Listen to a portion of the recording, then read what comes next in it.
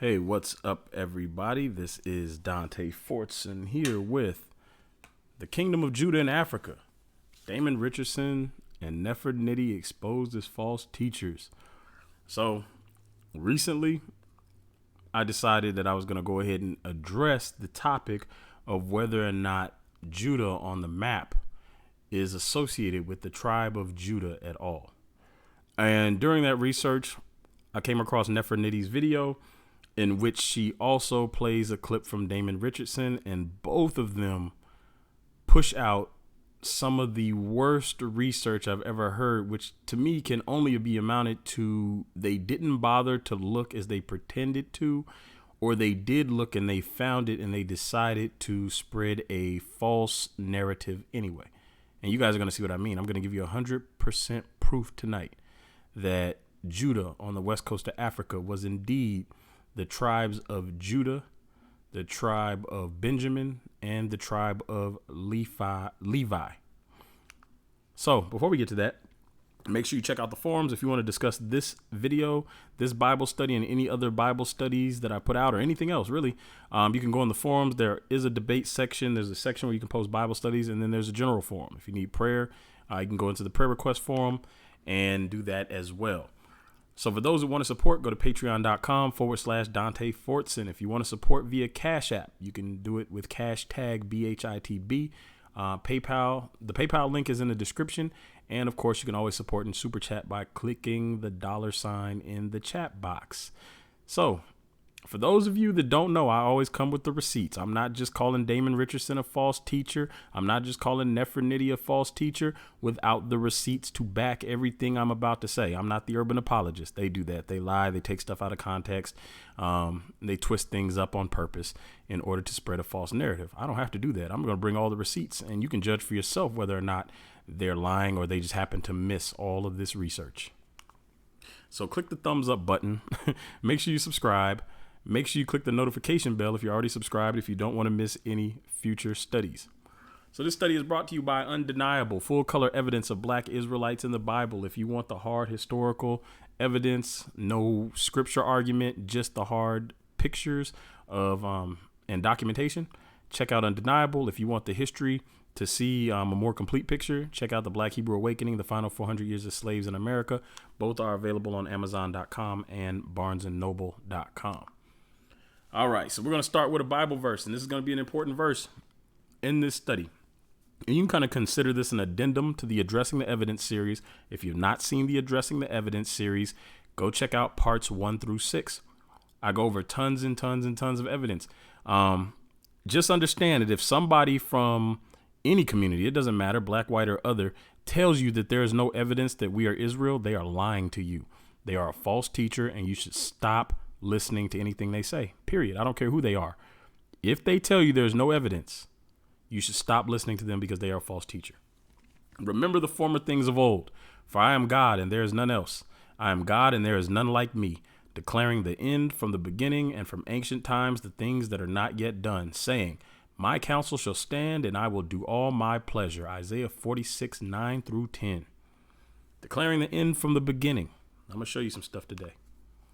So in the beginning of Nefertiti's video, you will see a man from Benin, and he claims, she's going to show this video clip twice. And the link to everything I'm going to talk about now is in the description, because unlike the urban apologists, which Nefertiti says she's an urban apologist, unlike the urban apologists, Damon Richardson says he's an urban apologist. Unlike them, I'm going to give you all the receipts that you can check them out yourself.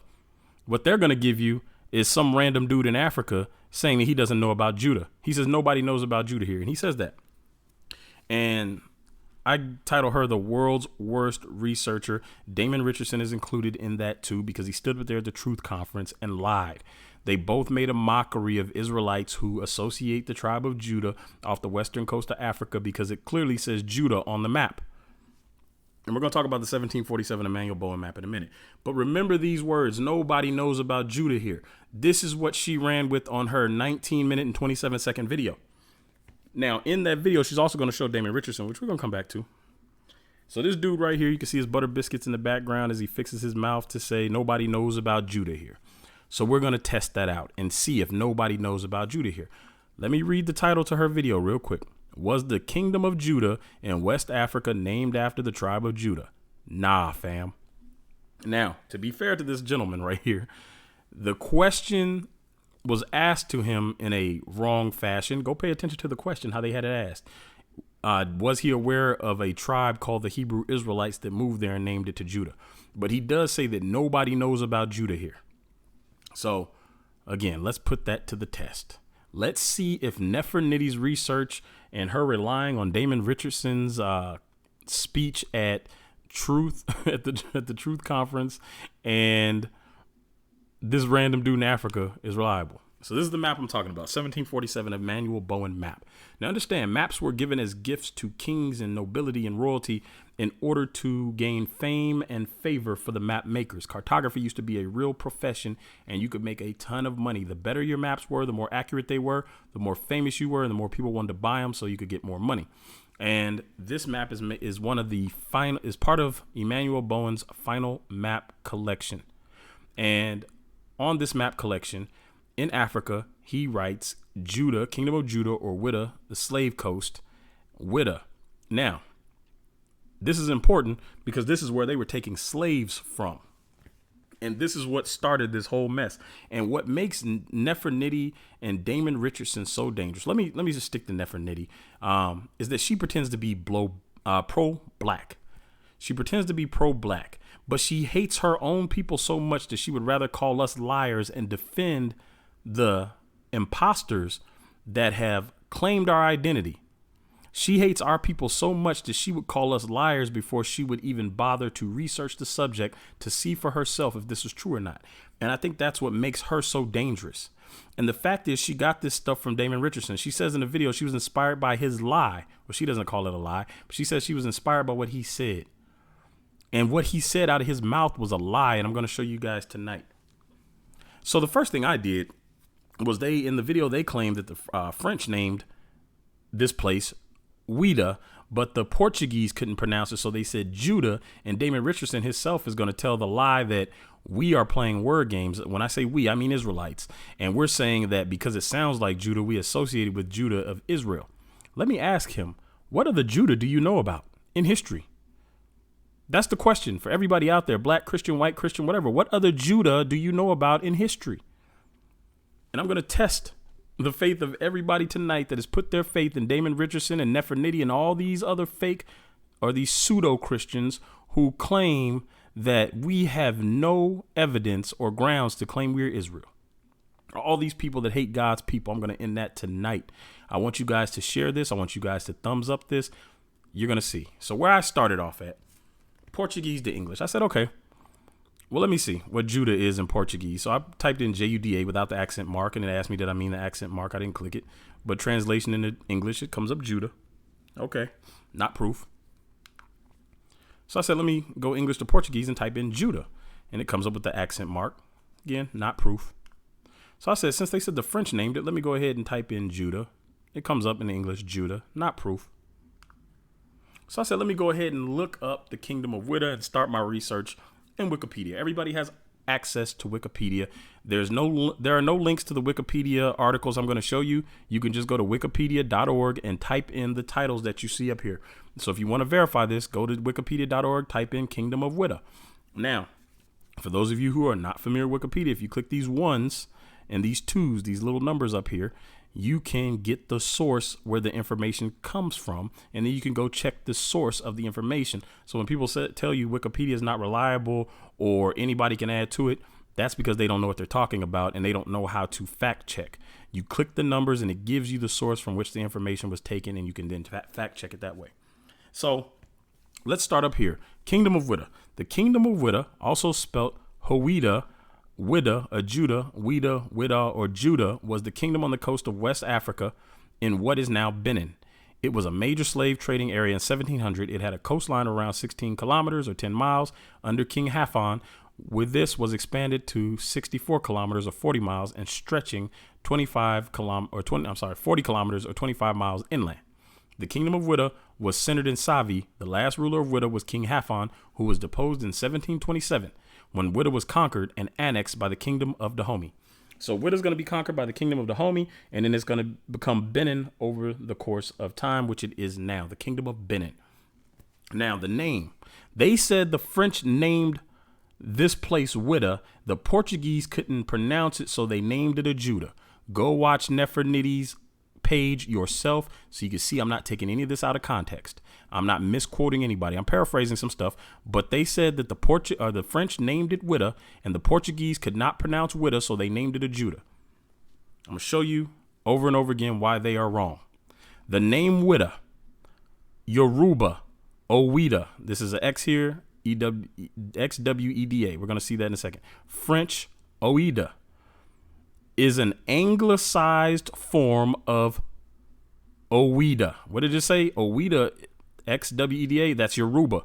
So the name Witta is an anglicized form of this Yoruba word. It says from the Yoruba language of Benin. So right there, Damon Richardson lied. He said the French named this place. No, the Yoruba named this place, and the French anglicized the word. That's the first lie. And if you go see, Nefertiti says she was inspired by this lie to make her video.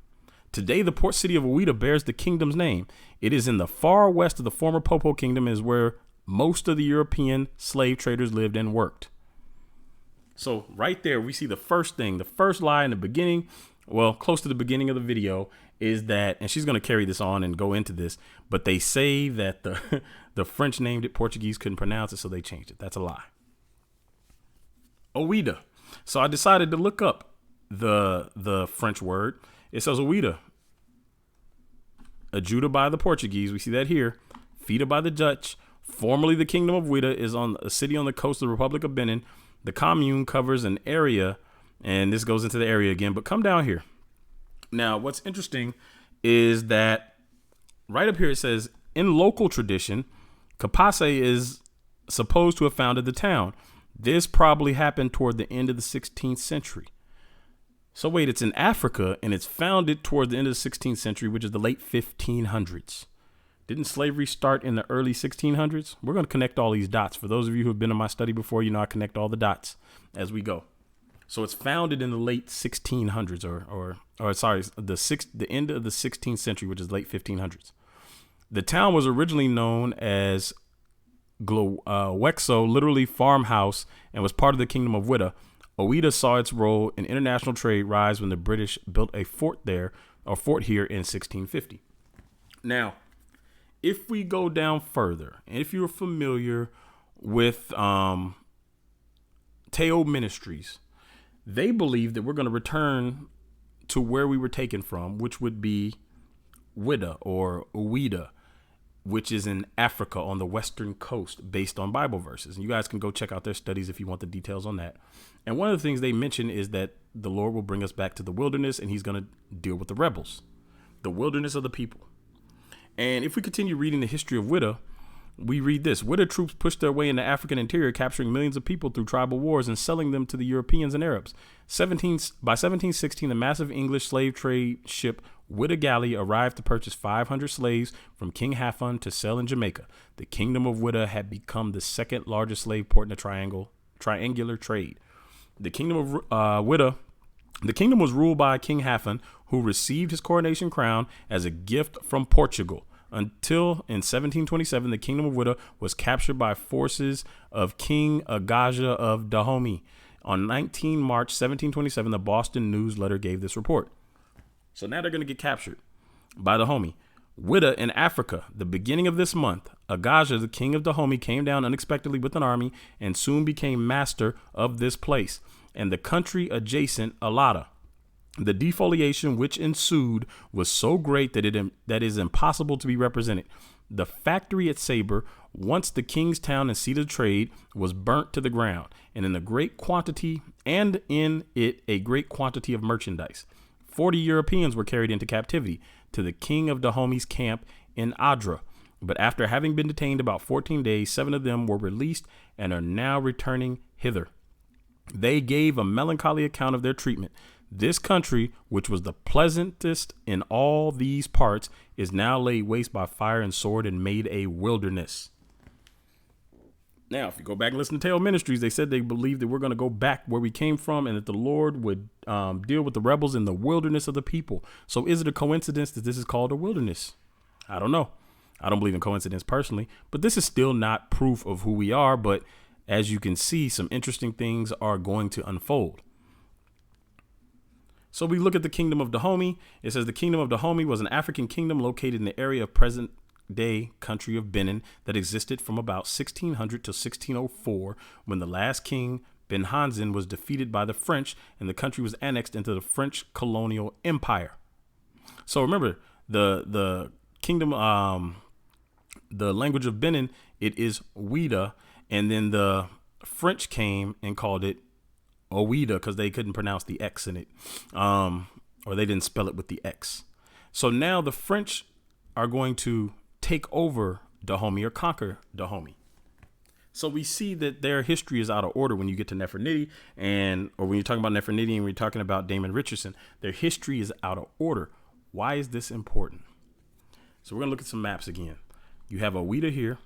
You have the kingdom of Dahomey that took up this red space, and then you have the kingdom of Benin, which encompasses all of this.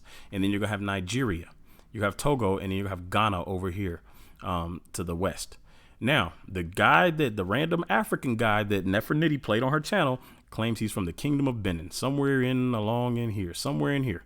We don't know where because she doesn't have references, because this is the type of research, the level of research the urban apologetics community puts out, and they applaud that as if that is, I don't know, good research. So now, Damon Richardson, he actually says this in the video. Let me show you what history tells us. And then he begins to lie on Israelites, saying that we play games with the words and we associate it with Judah because it sounds like we associate a Judah with Judah, and you guys should be careful of what we're saying. Now, he says this as he reaches for his butter biscuits, and you'll notice these butter biscuits keep popping up everywhere. Not sure where these guys are getting them from. So the title of her video here was "The Kingdom of Judah in West Africa named after the tribe of Judah." Nah, fam, I read that to you a minute ago. World's worst researcher. So she bases her research off of some of the stuff in this clip that she shows from the Truth Summit in Boston 2019. The Truth Summit, and he begins to lie. So I'm going to get some use out of this. Let me show you what history tells us. So the Negro Land map, which they hate so much, they hate this map so much because they hate their own people so much that they want to prove their own people wrong so bad. But today I'm going to show you guys that they are nothing but liars and false teachers, because they didn't even go into the basics. She made a 20-minute video. She didn't even give you any history on the kingdom of Ouida. She didn't give you history on the kingdom of Dahomey. She didn't give you any history on the kingdom of Benin. She just threw some random African guy on screen, and you're supposed to take his word for it. So what I'm going to do is I'm going to make this fair. I'm going to do the equivalent of tying my hand behind my back, because I'm not even going to use this map for any evidence. I'm going to pretend like this map don't exist. I'm also going to pretend like this map don't exist. It's a 1737 Spanish map. And yeah, this also says that Judah's on it. So get rid of the Spanish map. I'm also going to handicap myself again because this map right here, oh my goodness, this map right here has Judah on it, and is a German map. You can see it's actually a 1743 German map. But we're going to pretend like this map doesn't exist either, because there is a map that's older than the Emmanuel Bowen map. It is an English map, and it was given to Charles, Earl of Peterborough. And so Peterborough is in England, so it's another English map that they don't even touch on. Now, it says over here, Judah, I know you guys can't see this. I'm going to zoom in a minute. In the Guinea area, this notation right here in the Guinea area is what's of importance, because on these maps, as I mentioned before, the more accurate, the more money you could get. And this was a present to somebody of nobility, an Earl of Peterborough. So if you zoom in on this map, we find an interesting clue, because if you go back and listen to Damon Richardson and Nefertiti, they didn't name this place because Jews were there or Judah was there. And yet we see this interesting clue here. I am credibly informed that the country about 100 leagues north of the coast of Guinea is inhabited by white men, or at least a different kind of people from the blacks, who wear clothes and have use of letters, make silk, and that some of them keep the Christian Sabbath. So they said white men, or at least a different kind of people from the blacks. And if you keep studying, you'll see that mulattoes were transported down to the western coast of Africa. Now, it's interesting that it says a different kind of people from the blacks who wear clothes and have use of letters, make silk, and some of them keep the Christian Sabbath. Not a huge deal. Christianity was spreading, right? This 1710 map of Ouida or Ouida. And we see that over here in the slave coast, Fida to the French. So now, I'm sorry, to the Dutch.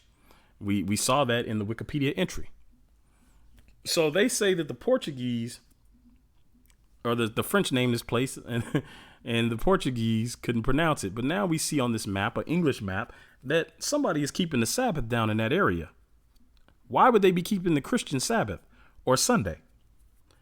That is something that they should have found and followed if they were serious about this subject. But neither Damon Richardson nor Nefertiti chose to share this with you. And this map was made 37 years before the Emmanuel Bowen map.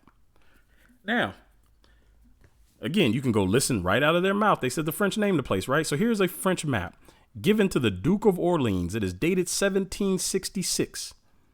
Now, right over here around Western Africa, there is an entry, a notation on the map right around Lamlem.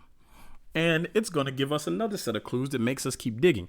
Ask yourself, did Damon Richardson and Nefertiti overlook this map, or did they find this map and intentionally not share it with you? Right here where it says Lamlem. According to Idrisi, the land hereabout was populated by Jews.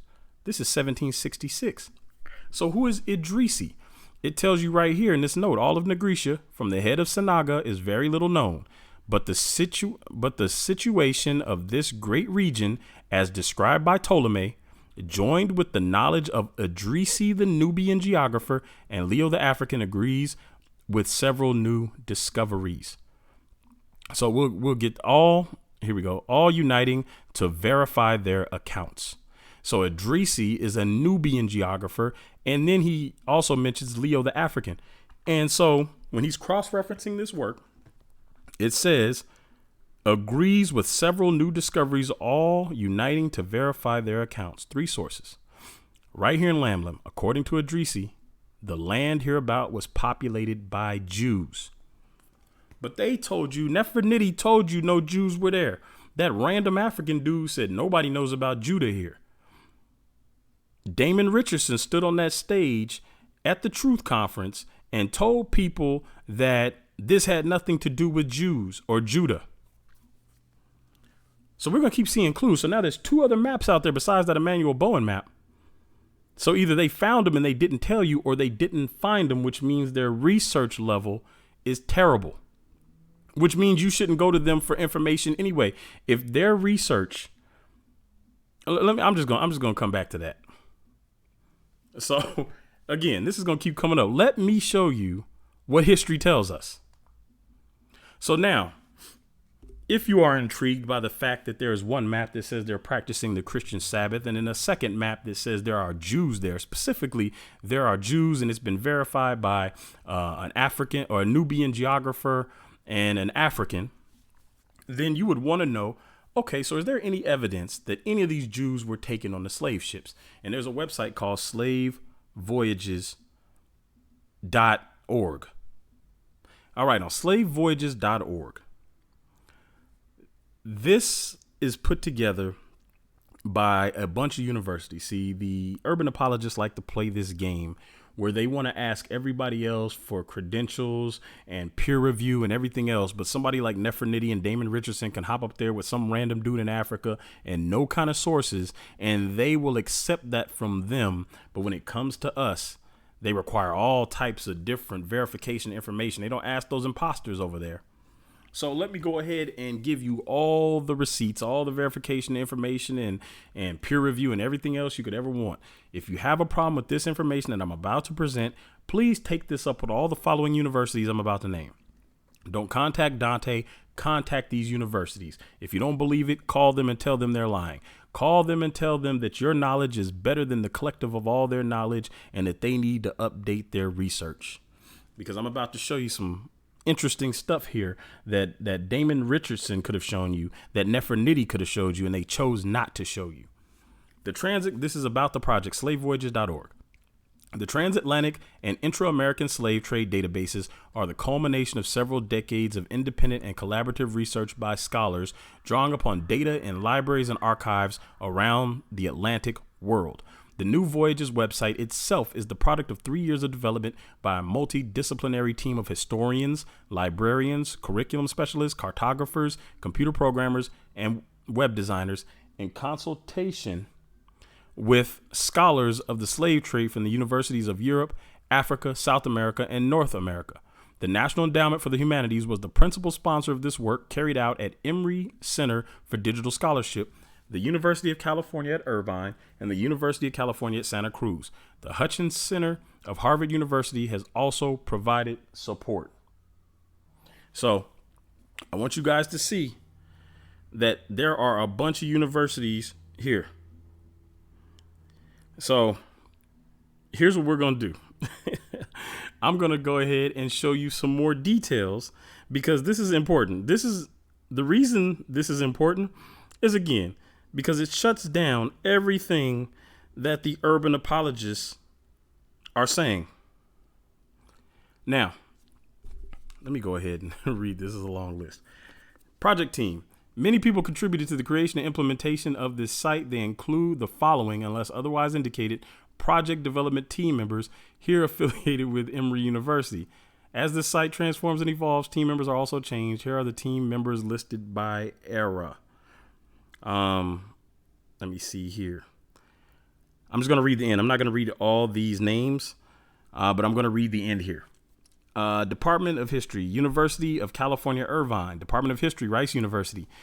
Georgia Mason University, Clemson University, University of California, Santa Cruz, St. John's University, Lancaster University, UK, University of Wisconsin, Milwaukee, University of Glasgow, UK, University of California, Irvine, University of California, Santa Cruz, Rice University, St. John's University, Emeritus Emory University, Rice University, Lancaster University. And there's a bunch of specialists right here. Clemson University, Lancaster, Newcastle University, Emeritus Emory University, Victoria University of Wellington in New Zealand, Emeritus Emory University, University of Ottawa, University of Hull in the UK. And for those who don't know who this is Arthur Koestler, the guy who told us that the ones over in Europe, the Ashkenazi, were German and not the original people of the book. Arthur Koestler said this in his book, The 13th Tribe. If you have not read it, read it. Now, again, Damon Richardson and Nefer Nitti didn't mention any of this. So here we go to the door of no return. And this is where the slaves were taken from, or our ancestors were taken from and turned into slaves. And they passed through this, is what is called the door of no return, which is located in the kingdom of Benin.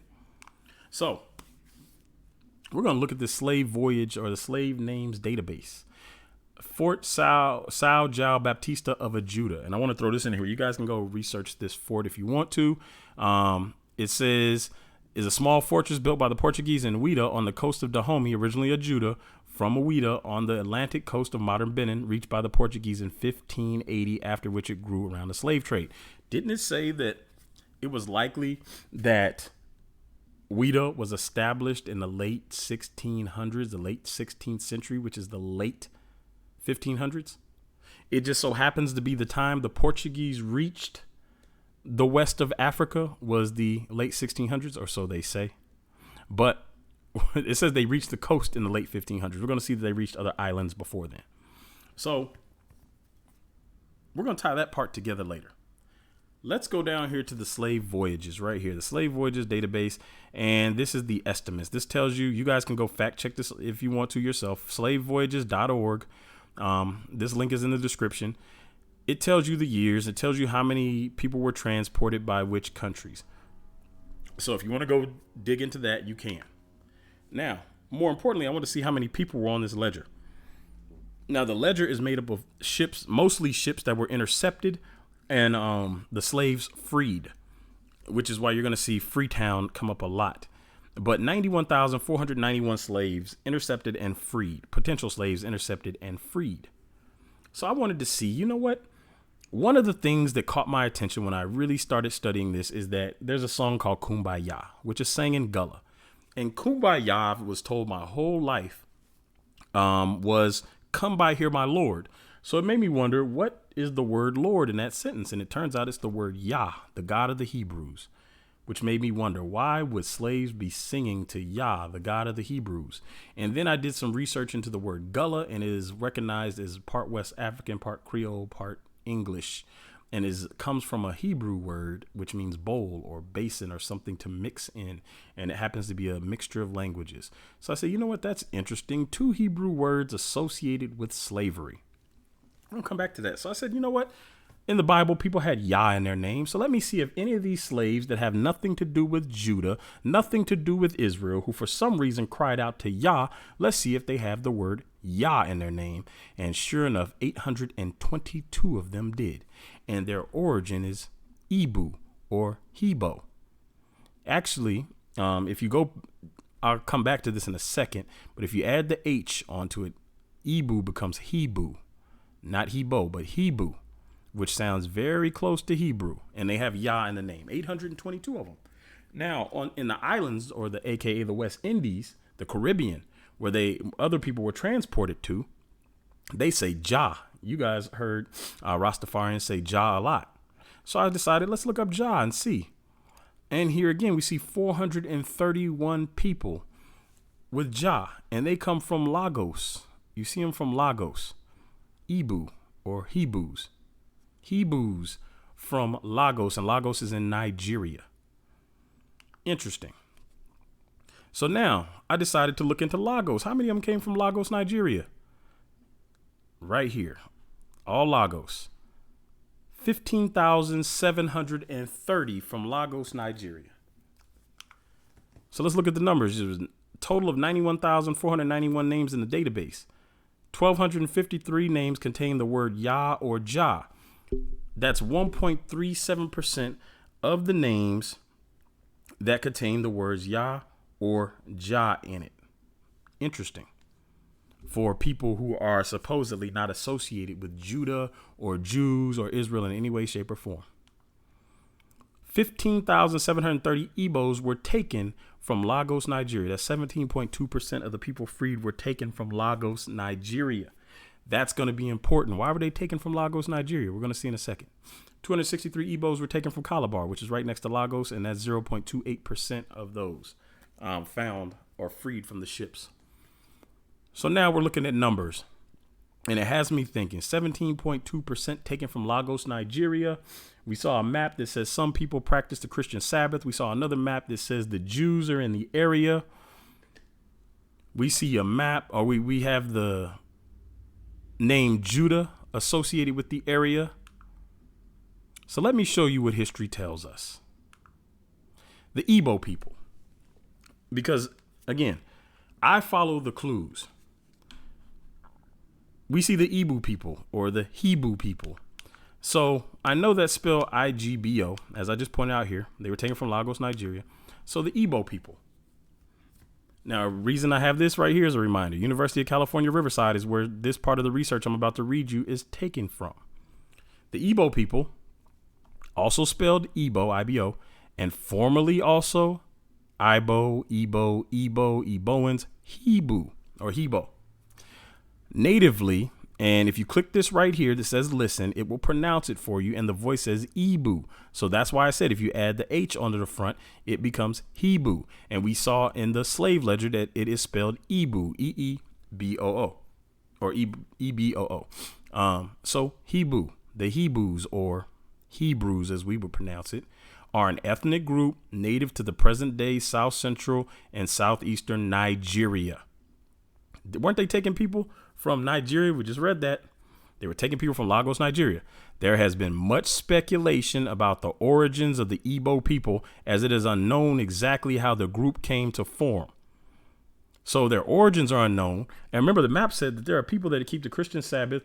There are white people, or at least a different kind of people that keep the Christian Sabbath. He assumed they were white. The other map says Jews. So now we're seeing that the Igbo are an unknown group. They don't know how they came to form there, which means they're not from there. They're from somewhere else. But we're going to keep going. They're in Nigeria. Geographically, the Igbo homeland is divided into two unequal sections by the Niger River.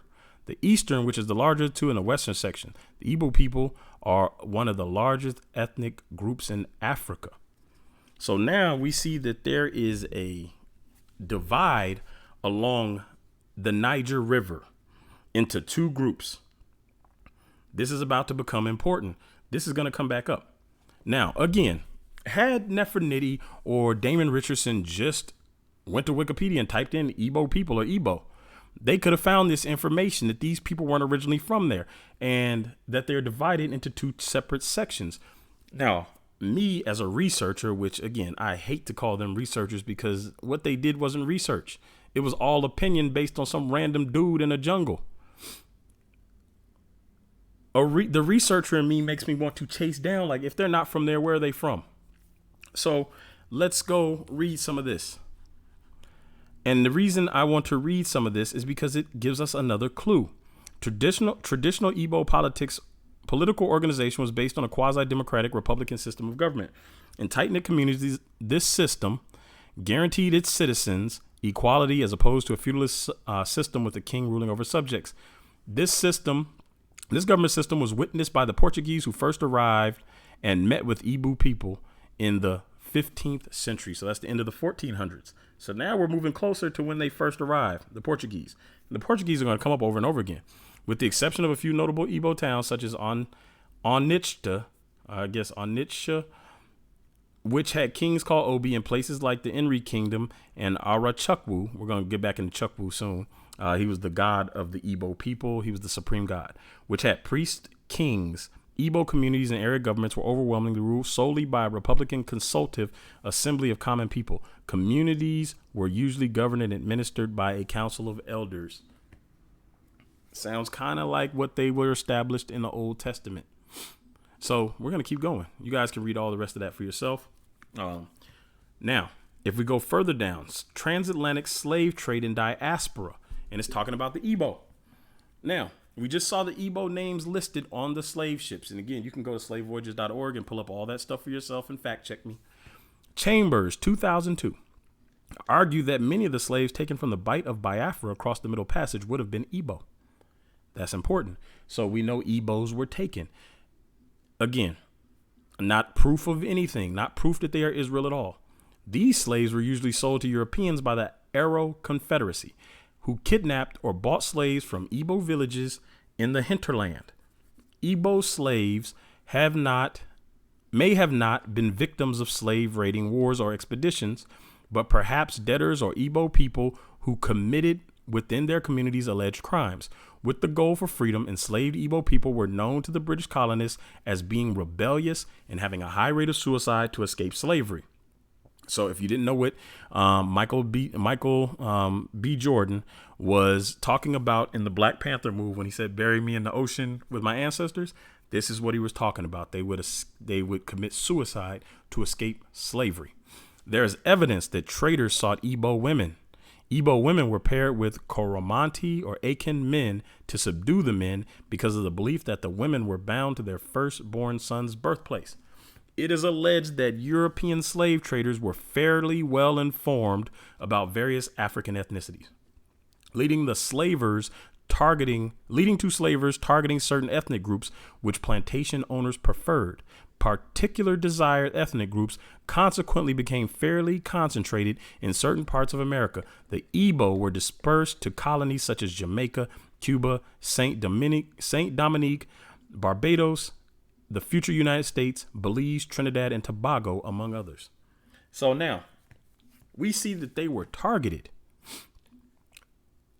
If we go down to that second paragraph there, it is alleged that European slave traders were fairly well informed about various African ethnicities, leading to slavers targeting certain ethnic groups which plantation owners preferred. Now, if you go back to Nefertiti's video, she started out the video mocking the brothers and sisters, saying that these people knew who they took.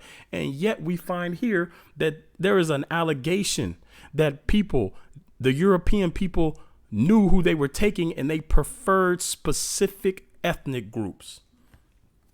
So even if those brothers were wrong about whether or not this is Judah, they are right about the fact that these people knew exactly who they were taking. And Nefertiti mocked that. Damon Richardson, I didn't hear him mock that because I didn't hear his entire speech. However, he does mock the fact that these brothers associate this with Judah. So we're going to keep going. Now, that's important that they desire specific ethnic groups. Before we get back to that part, we're going to talk about the fact that they aren't from there. Right there, there's much speculation about the origins of the Igbo people, as is unknown exactly how the group came to form. This is taken from the University of California, Riverside. Now, here's the source from the University of California, Riverside. This link is in the description. You can read this for yourself.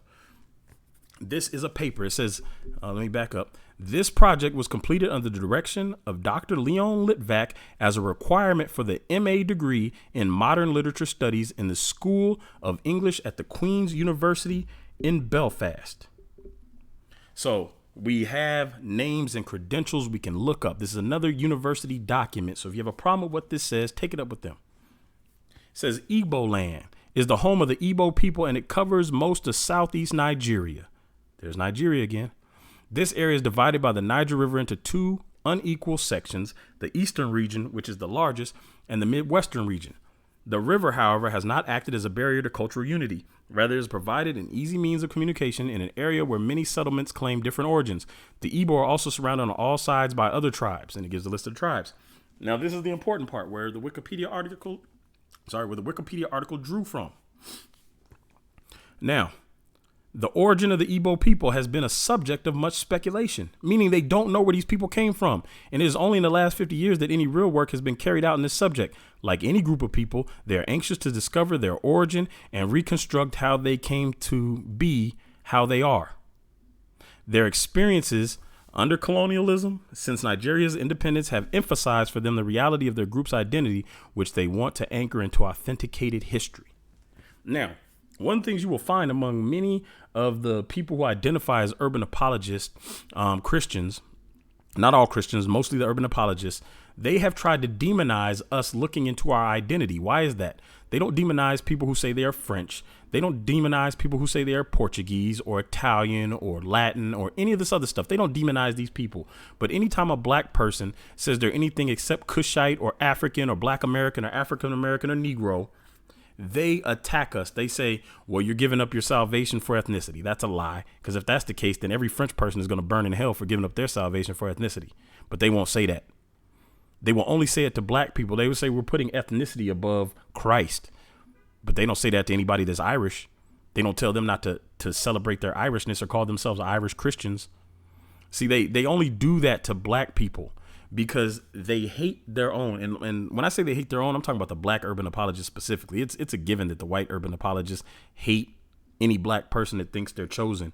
But the black urban apologists, who I don't get, they are such self-hating black people that they will try to say we're going to hell for simply looking into our identity. But they don't say that about those imposters over there, the synagogue of Satan. It's just they don't do it. And if you go down, you can continue reading the rest of this for yourself. The link is in the description. But we're gonna get more so into the different sides of the Niger rivers. But it's a little bit more in here. So anyway, let's move on from there. The proto-history of Igbo Jewish identity, 1890 to 1970. And again, all these links are in the description. You can check me for yourself. It cuts off here. This is page 41. As a generalization on a whole community by assuming that they were a branch of the Hebrews. The most influential works among the Igbos of Nigeria, 1921, and Niger Igbos, 1938, were written by G.T. Basden, an Anglican missionary who served in the area for more than 35 years. Basden's writings institutionalized knowledge about Igbo culture and were accepted by many Igbo as the main documents defining the essence of their entire ethnic group. Basden noticed that there are certain customs which rather point to Levitic influence at a more or less remote period. This is suggested in the underlying ideas concerning sacrifice and in the practice of circumcision. The language also bears several interesting parallels with the Hebrew idiom. He also argued that the affinity between native law and the Mosaic system is remarkable. and asserted that among the Igbo a distinct recognition existed of a supreme being, Chukwu, and his enemy, the devil, Ekwensu. This view of Igbo as descendants of the lost tribes of Israel gained prominence among Igbo clergy, who communicated the insight in church and was soon appropriated by the Igbo. So we have two maps. One that says they keep the Christian Sabbath. One that says they are Jews. And then we have the couple of references to them not being native to the area, different people being in that area. And now we see another piece of research that connects them to Hebrews, their language and their law, the way they live, the belief in their God. These are being compared to Hebrews, that they are a branch of the Hebrews. So let me ask you, do you think Damon Richardson did not find this? Or do you think that he found this and didn't tell you? Either he's a terrible researcher or he's a liar and a deceiver. There's no middle ground here. Because you guys see how much stuff I'm digging up, and I'm just digging based on what I find. So now we have a connection to the Hebrews. Same thing with Nefertiti. She based her research on Damon Richardson's lie, and then she added in some random dude from Africa. And these are their sources, and this is all they require. But from us, they require the most. So I'm going to keep doing it. What I'm going to do is bury them under a pile of evidence. And so when they say they couldn't find all this evidence, it's going to sound dumb to you. It's not going to sound believable at all whatsoever by the time I'm done with this. And I told you I'm going to get a lot of use out of this. So let me show you what history tells us. The Igbo people. We're going to come back to there. I told you we was about to get into some stuff. So here's another resource. This comes from the University of Michigan.edu. Do not contact me if you have a problem with this. Contact the University of Michigan. Get on the phone with them, record it, do whatever you got to do, and tell them to update their information. This is taken from Africa being an accurate description of the regions, Egypt, Barbary, Libya, and Bilagerd, the land of the Negroes, Guinea, Ethiopia, and the Absins. It's a long old title. As y'all can see, this is like the longest title in the history of the world. Anyway, it was written by John Ogilby, who lived 1600 to 1676. Now, I only put up page 1 so you guys can see the source, see where this is coming from. The link is in the description. You can go verify my contacts. This doesn't come from some random dude in Africa giving you his personal knowledge. You can go read this. I still think that's the funniest thing in the world, that they use some random dude in Africa as a source, and you can't even fact check this dude unless you really go do some research.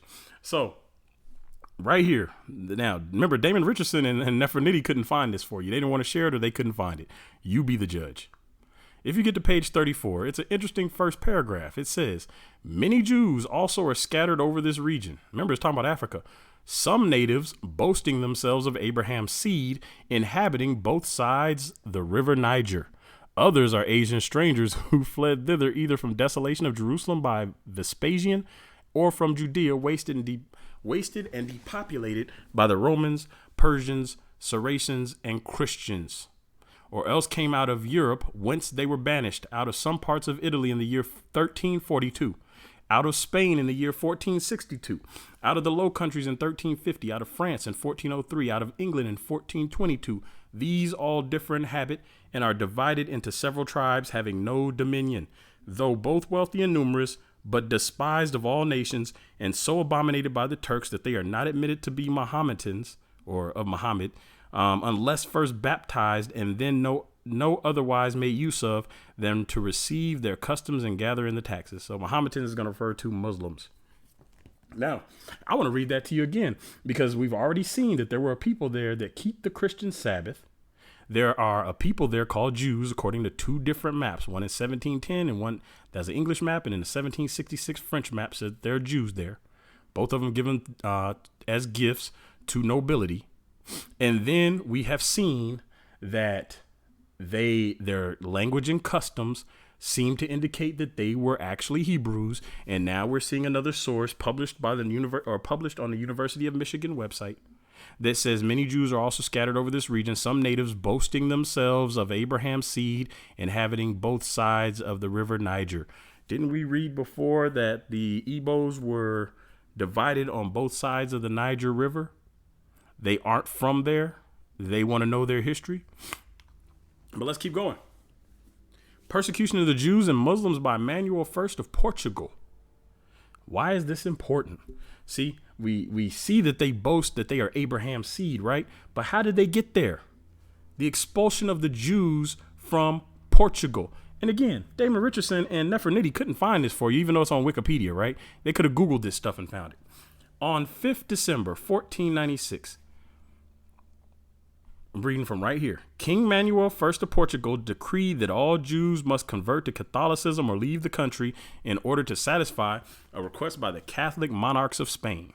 During the negotiations of the contract of marriage between himself and the eldest daughter Isabella, Princess of Asturias, as an unstated condition to win her hand. So the King of Portugal, Manuel I, is going to marry the daughter of the King of Spain, Isabella. So part of the Catholic monarchs of Spain, part of the negotiation is that they have to expel all Jews from Portugal if they do not convert to Christianity. What did it say? Some of the people there, they weren't like the other. They were different people from the Negroes that were around there. The blacks. It said the blacks, not the Negroes. It said there are different people from the blacks that were around there. Some of them kept the Christian Sabbath. And now we're seeing in Portugal that these people, remember, Portugal came to the west coast of Africa. Now we're seeing in Portugal that the Jews are told they have to convert or leave as a condition of the marriage, and the king is going to do it. So the king demonstrates his wish to completely and forever eradicate Judaism from Portugal by issuing 2 decrees. The initial edict of expulsion in 1496 was turned into an edict of forced conversion in 1497, 5 years after Columbus sailed, whereby Portuguese Jews were prevented from leaving the country and were forcibly baptized and converted to Christianity. Those Jews who refused to pay taxes in protest were deported from Portugal and abandoned to their fate in the islands of Sao Tome and Principe off the western coast of Africa. Are you telling me Damon Richardson and Nefertiti couldn't keep digging to find that? So now we have sources that have built all the way up. We have the maps saying that some of them kept the Christian Sabbath. We have another map saying that there are Jews in the area. We have documentation saying that their customs and rituals and religious beliefs resemble that of the Hebrews, including their language. We have their name is Ibu, or if you add the H, it is Hebrew, which sounds very similar to Hebrew. And now we see in Spain and Portugal, they wanted to get rid of all the Jews, so they made them either convert to Christianity or deport them. And then they started forcefully converting them to Christianity. So now we have an explanation why some of them may have kept the Christian Sabbath. They probably fled. But we're gonna see some other stuff. That's not 100% of the evidence, but anybody that is rational can put 2 and 2 together and see that the urban apologetics community has been lying to you. Damon Richardson has been lying to you. It doesn't matter how much you like him or how well he speaks or how well Nefertiti speaks or how convincing they sound. They are lying to you. We have proof positive here. And people say, well, this is just Wikipedia. Okay, well, let's keep going.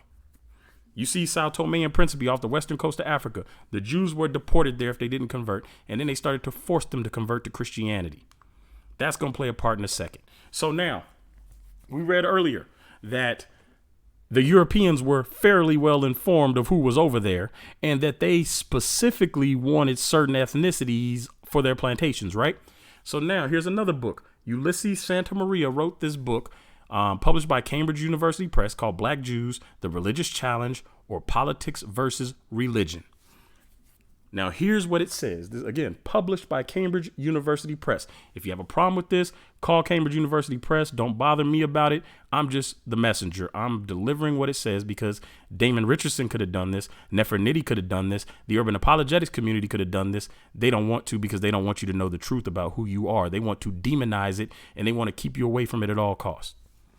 So let's start reading right here, page 217, and I'm going to go to page 235. Amongst the many religious groups to be found in the United States, one is remarkable and very little known, the Black Hebrews. This group shares structural characteristics common to many minorities, but is also distinguished by a dual identity derived from the experience of slavery and the cultural mix specific to the New World. They are the product of 2 eventful histories. There is the history of their race, the main events of which are well known. As Black people brought from Africa, they were reduced to slavery, then freed. Their destiny is linked to that of the United States, where they form the second racial community. The other history is cultural, that of the Jewish tradition brought by the immigrants from Europe. The spread of this tradition amongst the black community is more difficult to grasp. See, they don't understand it. Just like now, they don't understand it. They don't understand what's going on. Go watch some of them urban apologist videos. They are confused. We will attempt both to improve our understanding of the interaction of this dual identity with the nature of Black American Judaism, and to pay particular attention to the study of the cultural influence of Judaism of the Mediterranean basin on the peoples of Black Africa, like the Ashantis, who were historically in contact with Jews trading in these areas. These areas of Africa supply vast numbers of blacks forcefully deported as slaves to the American continent. What did the other guy say? Igbos were most likely the ones to be enslaved. They were fairly certain. The Europeans were fairly certain of who they wanted. This is important. Who then are these black Hebrews whose existence was only brought to our attention between 1960 and 1965? They come from the Black American world and are mainly to be found in the ghettos, where they claim to be true believers in the law of Moses and descendants of those who concluded the alliance with Yahweh, that is Abraham, Isaac, and Jacob, or the God of Abraham, Isaac, and Jacob, Yah. Scattered throughout the big cities of the East and the centers like New York and Chicago, there are in the United States a whole several thousand blacks who believe in Judaism. That is not true. That is not true. There are more. There are a lot more than that now. This was written in 1985, so it may have been true then. And even then, I suspect it wasn't true. I suspect there was a lot more. Understand that non-black people they don't know much about us. We know that, but they don't know much about us. It takes them a while to catch up to stuff we already know. Back then, there were probably a lot more than they thought. So let's jump over to page 235. In southern Nigeria, the natives call black Jews the strange people. There we go. Nigeria come up again. On the Imo Yo Kwaim, they are called the B'nai Ephraim, the sons of Ephraim. But wait, didn't Nefertiti tell you what no Jews over there? Didn't Damon Richardson tell you what no Jews over there? And now we have a book published by Cambridge University Press in 1985 recounting events, and they're telling you that they called these people the sons of Ephraim. Even we found the map that says that they are a different kind of people. Some of them keep the Christian Sabbath, and we see a different map that says some of them are Jews. We see the evidence of their language. We see that they were deported. The Jews were deported to West Africa. But does this prove that they are the Igbo? Does it prove that they're the Igbo? That's the main question. It says they claim that their ancestors came from Morocco, and this is supported by Godby, who noted that their language is a mixture of Maghrebian Arab, ancient Hebrew, and local patois. For example, Abu, meaning father, became Yaba. For mother is close to the Hebrew word. Those Imo Yo Kwaim Jews live in the Ondo district and have a copy of the Torah. So this is another source saying that their language is Hebrew. And yet the urban apologists want you to believe that these Igbo people are not who we believe they are. Our ancestors are not who we believe they are. Now it says the Imo Yo Kwaim Jews live in the Ondo district and have a copy of the Torah. The study of customs and rites and the analysis of semantics of these African tribes have led many of their observers to propose some hypotheses and even draw some conclusions. Dr. Alan H. Godby reached the following conclusion. These factors have a very specific significance if we consider the presence of Judaism among the American Negroes. Hundreds of thousands of slaves were transported to America from West Africa during the trade, which started some 400 years ago. What traces of Judaism still remained among the Negroes of West Africa at that period? To the extent that they were persecuted, they were more likely than other Negroes to be seized during wars and sold as slaves. Let me say that again. To the extent that they were persecuted, they were more likely than other Negroes to be seized during wars and sold as slaves. Why were they more likely? Because the Europeans were fairly well informed about who they were going after. And yet when you go watch Nefertiti's video, they laughed at these brothers for saying that these people knew who they were going after. When you watch Damon Richardson's video, they mocked these brothers for saying that this is Judah. And here we have another source, not a black source, but another European writing about this and saying that these people were more likely to be seized and that they are linked to Hebrews through language and tradition, just like the other source. It says hundreds of, let me go here. What traces of Judaism still remained Among the Negroes of West Africa at that period, to the extent that they were persecuted, they were more likely than other Negroes to be seized during wars and sold as slaves. It is virtually certain that many part Jewish Negroes were those sent as slaves to America. Why is it virtually certain? Because we just read that the Portuguese deported Jews into West Africa. How many of them would have been able to conserve some Jewish customs is another question. This conclusion put forward by Gabi, which argues for the existence of a more or less recurrent Judaism in West Africa in the same places as those from which the Negroes were taken, is shared by others such as Maurice Delafosse. But most significantly, it has been adopted by a class of educated Black Americans as a key argument to demonstrate that the Jewish religion is the traditional religion of Africans brought in slavery to the American continent.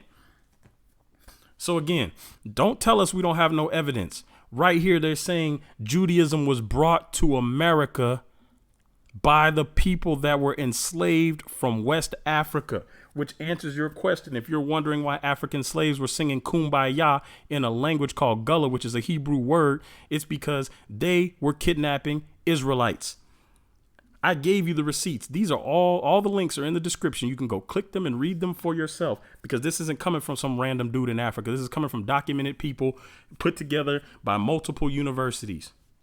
So if you have a problem with what's being presented, if you have a problem with Damon Richardson being a false teacher, that's something you need to address him about, because him and Nefertiti could have found this and presented it to you. And I do not believe that they missed all of this evidence. It's no possible way you could literally throw a rock and hit this evidence. Even if you weren't even trying to search for this stuff, you could find it. And here's Morocco. They said they came from Morocco originally. Where's Morocco? Right across from Spain and Portugal. All of this stuff adds up. There are no holes in this theory. We didn't get sold a bill of goods like people are saying. The people that were sold a bill of goods are the people who believe that those people over in Israel today are not the synagogue of Satan. One people are pretending and one people are real. The first shall be last and the last shall be first. You ask yourself who falls in what categories? Who's last right now economically? The first shall be last and the last shall be first. We're going to get into this. Now, you get over here. This right here comes from archive.org. The link is in the description. The Universal Geography, Earth and All Its Inhabitants. Here are the inclusion dates and who wrote what. You can go verify this for yourself right here. They have been compared to the Saracoles, the Jews of West Africa. But unlike them, are chiefly wholesale dealers carrying on a large caravan trade between Sierra Leone and Timbuktu and extend their expeditions from Senegal to the lower Niger. So, again, why do they keep mentioning Jews in West Africa? Because according to Damon Richardson, wasn't no Jews down there. According to Nefertiti, wasn't no Jews down there in West Africa. And yet we keep seeing multiple sources. Here again. The old writers called it Judah. But wait, before I read that, let me point out Damon Richardson said that they called it Judah or a Judah because the Portuguese couldn't pronounce Witta. That's what he said.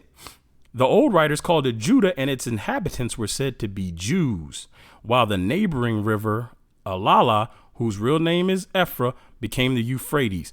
During the flourishing days of the slave trade, from 16 to 18,000 were annually transported from a Judah, as the Portuguese called it, this place, which at the time had a population of 35,000. The tutelar deity of Witta is the snake, and its famous fetish temple is served by priestesses called mothers or sisters of serpents, and recruited by abduction of young girls on feast days. We're going to come back to that snake. And just so you understand, for those that are following my Days of Noah / Nephilim Giants study, if you do some research on Medusa, the Medusa legend starts off the coast of Africa, where they just happen to be worshiping this snake. Not saying that Medusa is a literal being. I'm just saying that all of this stuff starts to line up once you really start digging into the truth through the Bible. When you start digging into all this stuff. And again, if you have not watched my Nephilim Giant study, go watch that in context. You will see that a lot of the stuff stolen by the Europeans started in Africa. A lot of the belief system. But again, we see here in this book, Universal Geography, Earth and All Its Inhabitants, the old writers called it Judah, and its inhabitants were said to be Jews. What did Damon Richardson tell you? They called it Judah because they couldn't pronounce Witta. That is a lie. That is a lie. They called it Judah because the inhabitants were said to be Jews. But let's keep going right here. As part of the local trade in the hands of the Mavumbas, a people of grave and solemn aspect, with intelligent eyes, straight or even aquiline noses, whose pronounced Semitic type has earned for them the Portuguese designation of Judeos Pretos, or the Black Jews. So now the Portuguese refer to them as Black Jews, specifically Black Jews. This is important. Black Jews. Black Jews were deported to West Africa. Black Jews were practicing the Sabbath, and because they were forced to convert in Portugal. Black Jews were hunted down, specifically the Igbo people in Nigeria from Lagos. Black Jews inhabited both sides of the Niger River. Black Jews came over here practicing Judaism. Black Jews came over here singing Kumbaya. All of this stuff adds up, and yet the urban apologetics community doesn't want to share this with you. This is why I call Damon Richardson and Nefertiti false teachers, because there's no way you missed this much evidence. What did we say? Keeping the Christian Sabbath. Some of them were keeping the Christian Sabbath. And again, they'll probably get stuck on the white men part because they're not going to do enough digging. It says, or at least a different kind of people from the blacks who wear clothes, have the use of letters, make silk, and that some of them keep the Christian Sabbath. We have an explanation that's not hanging in the air. We know that Portuguese deported Jews there after trying to make them convert or leave. Some probably fled there after the forced conversions. And we're going to see why. But let's keep going. This is from the University of North Carolina. So if you got a problem with this, take it up with the University of North Carolina. Get them on the phone. Say what you got to say. Don't call Dante. Don't text Dante. Don't send me a message mad at me. A tribute for the Negro, being a vindication of the moral, intellectual, and religious capabilities of the colored portion of mankind, with particular reference to the African race. 1819 to 1868. 1819 to 1868, Armistead Wilson. Again, University of North Carolina at Chapel Hill. Now, the link is in the description. If you read this, it gets interesting. Again, more sources that they supposedly couldn't find. Instances of white people, we'll start at the top. Instances of white people who have become black in consequence of migrating into tropical latitudes are more rare and not so distinctly made out, even though that's the narrative they're trying to push, that white people became black. You will see that. That's a modern narrative they're trying to push. And even back then, they're saying this is not the case. This is rare and not so distinctly made out. Yet, according to several accurately informed and scientific writers such as Waddington, Dr. Ruppel, and M. Rozit, there are black races in Africa among the genuine descendants of immigrants from Arabia. Detachments of the Arabian family immigrated 11 or 1200 years ago into northern Africa, where they have founded states of some importance, and in some instances they have passed into perfectly black complexion. See, they're trying to explain this as in it's rare, but these people over here went over here and became black. There's a reason behind them trying to explain all of this stuff. I'll come back. I don't want to get ahead of myself. Although improved in form and stature, notwithstanding that they reside to the north of the Negro countries, a remarkable fact in the history of Leongo, in the Empire of Congo, this is all along the coast of West Africa, is that the country, according to the statement, which was fully credited by Oldenorp, himself a writer of most correct judgment and of unimpeachable veracity, contains many Jews settled in it. Leongo in the Congo, that's all across West Africa. We've seen this. Nigeria, Leongo, the Congo, Sao Tome, Principe. It says many Jews settled in it, who retain their religious rights and the distinct habits which keep them isolated from other nations. Though thus separate from the African population, they are black and resemble the other Negroes in every aspect as to physical character. It is probably an allusion to this case that Pennington in his textbook says the descendants of the colony of Jews, originally from Judea, settled on the coast of Africa, are black. Let me read that again. It is probably an allusion to this case that Pennington in his textbook says the descendants of a colony of Jews, originally from Judea, settled on the coast of Africa, are black. If we go down and we read here, The Portuguese who planted themselves on the coast of Africa a few centuries ago have been succeeded by the descendants. Let me read that again. The Portuguese who planted themselves on the coast of Africa a few centuries ago have been succeeded by descendants blacker than many Africans.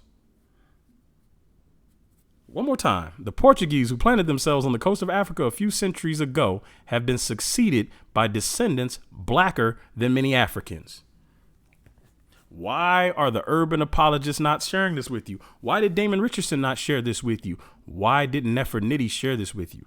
They have no desire to share the truth with you. They have a desire to be right, which has turned them into false teachers willing to get on stage at a truth conference and lie. And then he influenced Nefertiti with his lies. And instead of doing the research and fact checking him like a good researcher should, she instead took the word of some random dude in Africa and used it as a source. And yet we see here it keeps referencing that these people are black. The Portuguese that came down there were black. The Jews were expelled down there were black. They're keeping the Sabbath. So let's go down here. So if you find that in the reference to the black Portuguese, of course you want to keep looking. So this is an account of the origins of the slave trade.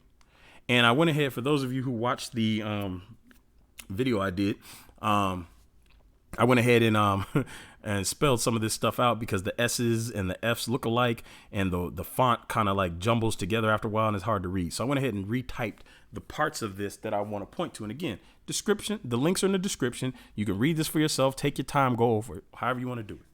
King John II in 1491 expelled all the Jews to the island of St. Thomas or Sao Tome, which had been discovered in 1491, and 2 other Portuguese settlements on the continent of Africa.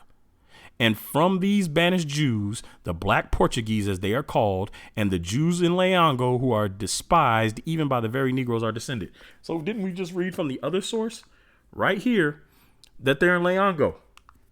And then we see, again, a different source telling you that the black Portuguese, as they are called, the Jews and the Jews of Leongo, who are despised even by the very Negroes, are descended. So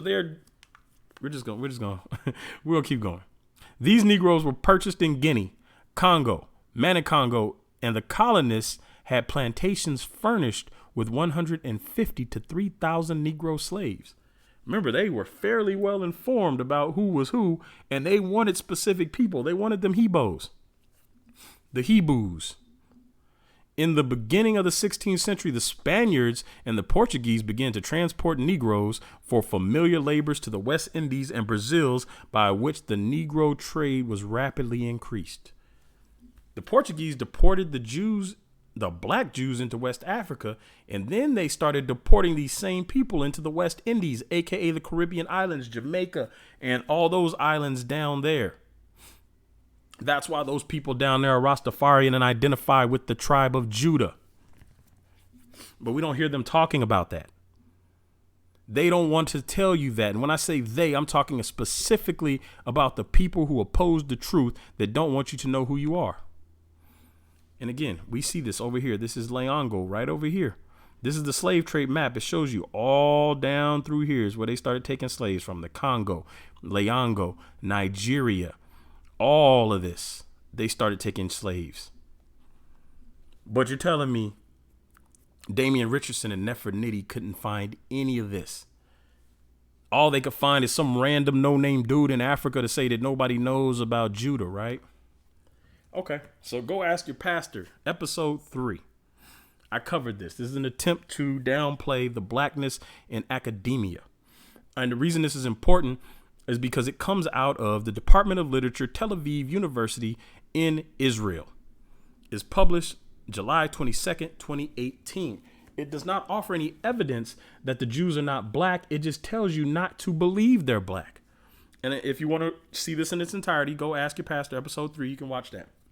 Now, the abstract, the notion that in previous centuries Jews were considered to be black or seen as blacks has gained broad acceptance in scholarly discourse on the Jewish body since the early 1990s.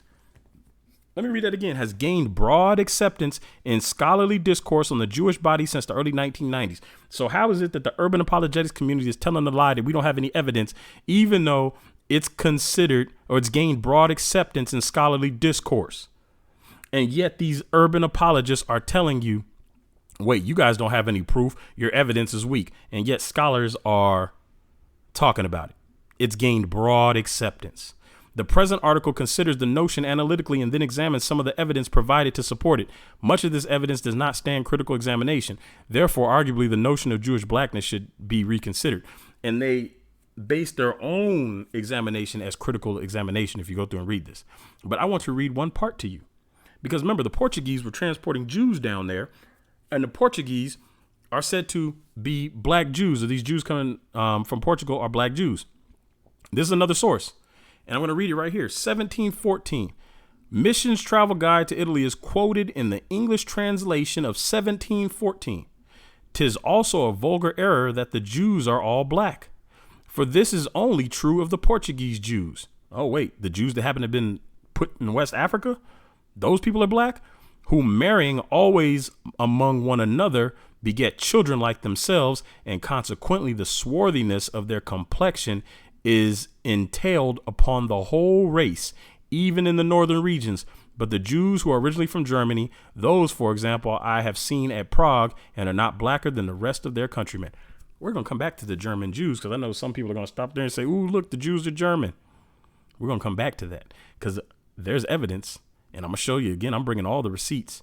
The German Jews and the Portuguese Jews didn't get along because the Portuguese Jews considered the German Jews to be dishonest, law-breaking, lying thieves. And that's fact backed up in the sources I'm going to show you. They remained separate.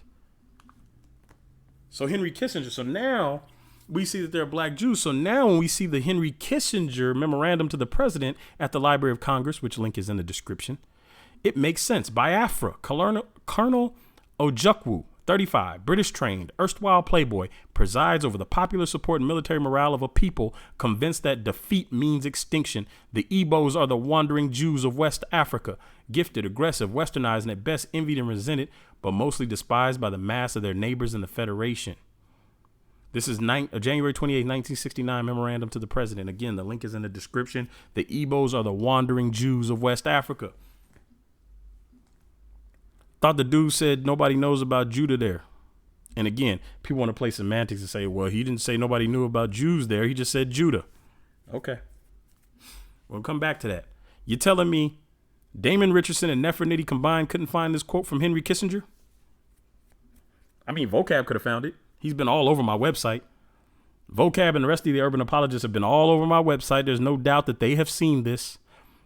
They just didn't believe it. And some of them have left comments trying to explain it away, saying he didn't really mean that they were Jews of West Africa. And yet the evidence seems to be pointing to the contrary. But nobody knows about Judah here. All right, so let's keep moving on. We got a little bit more to cover because I don't want them to come back and say that, well, they just made a mistake. Because what I'm sick of is people giving these people the benefit of the doubt. When the urban apologists lie and they leave out information, they mislead people. And they always want to give these people the benefit of the doubt and pretend they had the best intentions. I don't believe that at all for 1 second. The amount of evidence that I'm showing you guys, there's no way you can miss this amount of evidence unless it's intentional. You have to not look for any evidence whatsoever. You have to literally look for a random guy in Africa to be your evidence, and that's it, and not look anywhere else. So I showed you the map before, and we see the slave trade going on all across the western coast of Africa. So far, all European documents, all university documents say that there were Israelites in this area, Hebrews in this area. The guy that lives here says that nobody knows about Judah there, and yet all through Nigeria and all up around here and all over and around here, we see the documentation tells you that there are Israelites there, Jews deported from Portugal, and they're black. And they look like everybody else around them, but they are different in language and culture, and they're not originally from there. The maps say that, the journals say that, the documentation says that. But most of all, let me go over here because he said nobody knows about Judah here. So I wanted to go through my comments because one more time, I want to show you Ghana right here, Ghana and Nigeria. So we're supposed to believe Ghana knows about Israel. Nigeria knows about Israel, but this little sliver right here doesn't know. Nobody else knows. So I went to my comments because there are people from Nigeria that come to my channel and they leave comments. And so she found her random Nigerian dude. And some people will say, well, he's from Nigeria, so he knows. Okay, so I brought my people from Nigeria too. Some comments that I've read that mention it. Here we go, right here. All I did was search for Ghana in my comments. Indeed, it is native to West Africa. I am from Ghana and live and breathe it everywhere. Even after white colonialist rule and influence, it is still all around us. Tell us more. And this is from my video, Judaism May Be Native to West Africa. Right here. Yes, I am from the Ga tribe, Gad, and it is our way of life. Oh, so look, people in Africa believe it too. It's not just Americans. Not just Ghana, but more of our brothers and sisters in the continent are awake. Congo, Tanzania, Kenya, South Africa, Gabon, Mali, you name it. One of the first people, or actually the first person I met from Kenya, his name is Sam Waniki. I used to work security with him. He told me that he was an Israelite. And this is back in 2000, I want to say 2 or 3, before I was even looking into any of this stuff. I wasn't even thinking about that then. It was just something that came in a random conversation. My psychology teacher in 12th grade, I was taking a college course in 12th grade, and her name is Dr. Outen. She looks exactly like Ayanla. Her name is Dr. Outen, and she told me that she was a Messianic Jew and that her whole group of Messianic Jews was black. And they traced their lineage to Africa. And so, again, I didn't think of it like that then. I thought, like, how could a black person be a Jew? And I went on. I was in 12th grade. I wasn't really looking into the ethnicities. I was studying the Bible, but I wasn't really looking into the ethnicity of the people yet. I was more concerned with the supernatural. So you come down here. I am an Israelite from Ghana. We are as many as the sand of the sea all over the world. This was left a month ago. This was left 6 days ago, 2 days ago. So this was long before this study came into play. Here's another one right here. I look for Nigeria in my comments. I've been telling my mom this for some time now. I have an awakening testimony. I got her to listen to the last message with Cambridge data. She's acknowledged the truth. We're Nigerian, so we recognize the language referred to in the vid. She'll like this one. Thanks, Dante. This is, again, Black Jews in Portugal, my other video. I said amen to that. See if she recorded testimony and send it to Teo Ministries. For those who are listening, and send your testimonies to Teo Ministries, how you became awake. They're doing a great thing putting out those testimonies. So if you have a testimony and you want people to hear it, send it to Teo Ministries, TEOTW Ministries. Here's another one. I am from the Congo, and I never heard about what the Jewish man tried to explain about this hypothetical lies thinking. It's crazy. This is about the black Jews in Portugal, the Tel Aviv University letter I just read to you. If you go watch the video in its entirety, I point out how he's trying to explain away the blackness of Jews without any actual evidence, just based on his opinion. Somebody says, I'm Nigerian. Me neither. So these people haven't heard what he's talking about, but they know we're Israelites. Here's another comment. I'm going to read this in its entirety from Ed, I believe that's Inshe. And the reason I say Inshe is because I went to school with an African dude named Inshe Wube Mbamalu, and he was the first person that I know for a fact was African that I met. And he spelled his Nze, and he pronounced it Inshe. So anyway, even though his whole name was Inshe Wube, we called him Inshe for short. Says, this is a word passed by our ancestors. Now, this comment is interesting because it actually ties together a whole lot of stuff that we've covered so far in the evidence. 2 weeks ago, in response to my video, Judah and the Transatlantic Slave Trade. This is a word passed by our ancestors to we Igbo by our fathers, always saying we are from Israel. Am an Igbo, and I asked my father some many years before I came to this truth why he is not a Christian. He said no, because his forefathers worshiped the one true God who made the world, and my mother has been saying this, that we are from Israel. All of the laws given to Moses are in our tradition, and the prophets in the Bible are what the white men labeled as native doctors. They are referred to as Dibyas. The primary work of the Dibya is prophecy and healer. The primary target of our people go to see a Dibya for prophecy. Now understand, English may not be the first language of this person, or they may just be typing in a rush, but I'm trying to read it in a way that makes the most sense. A true Dibya will tell you the power he uses comes from the word. He speaks that the creator bestowed in him It is not a magical power. Before the arrival of the white man, the Dibia are responsible for the well-being of our people before they go into war. The Dibia are met and consult the Most High to tell what will befall and what may happen. The word God of Abraham is same word used by our ancestors as Chukwu Abiyama.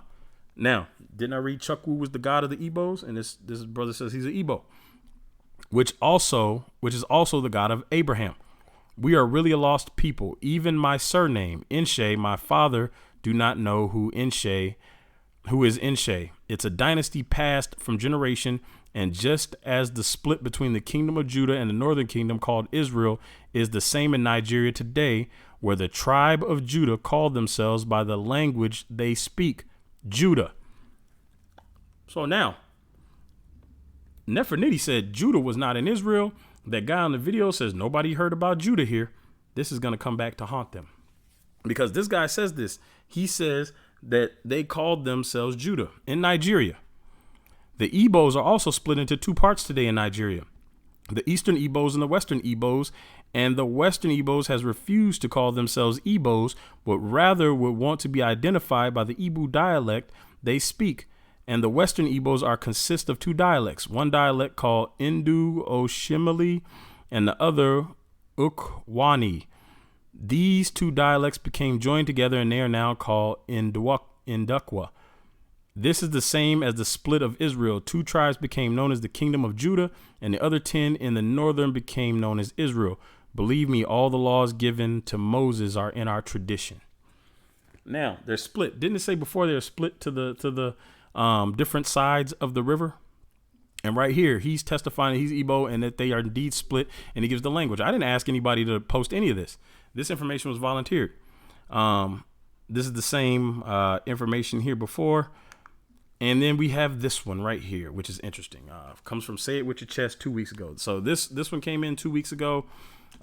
This next one comes in 2 weeks ago.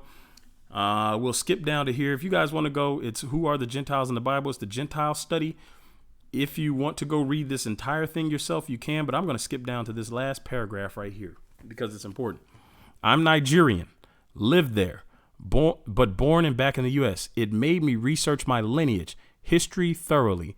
I couldn't be more convinced. The Hebrew Awakening also explains so much whitewashing of history and general oppression of the blacks everywhere.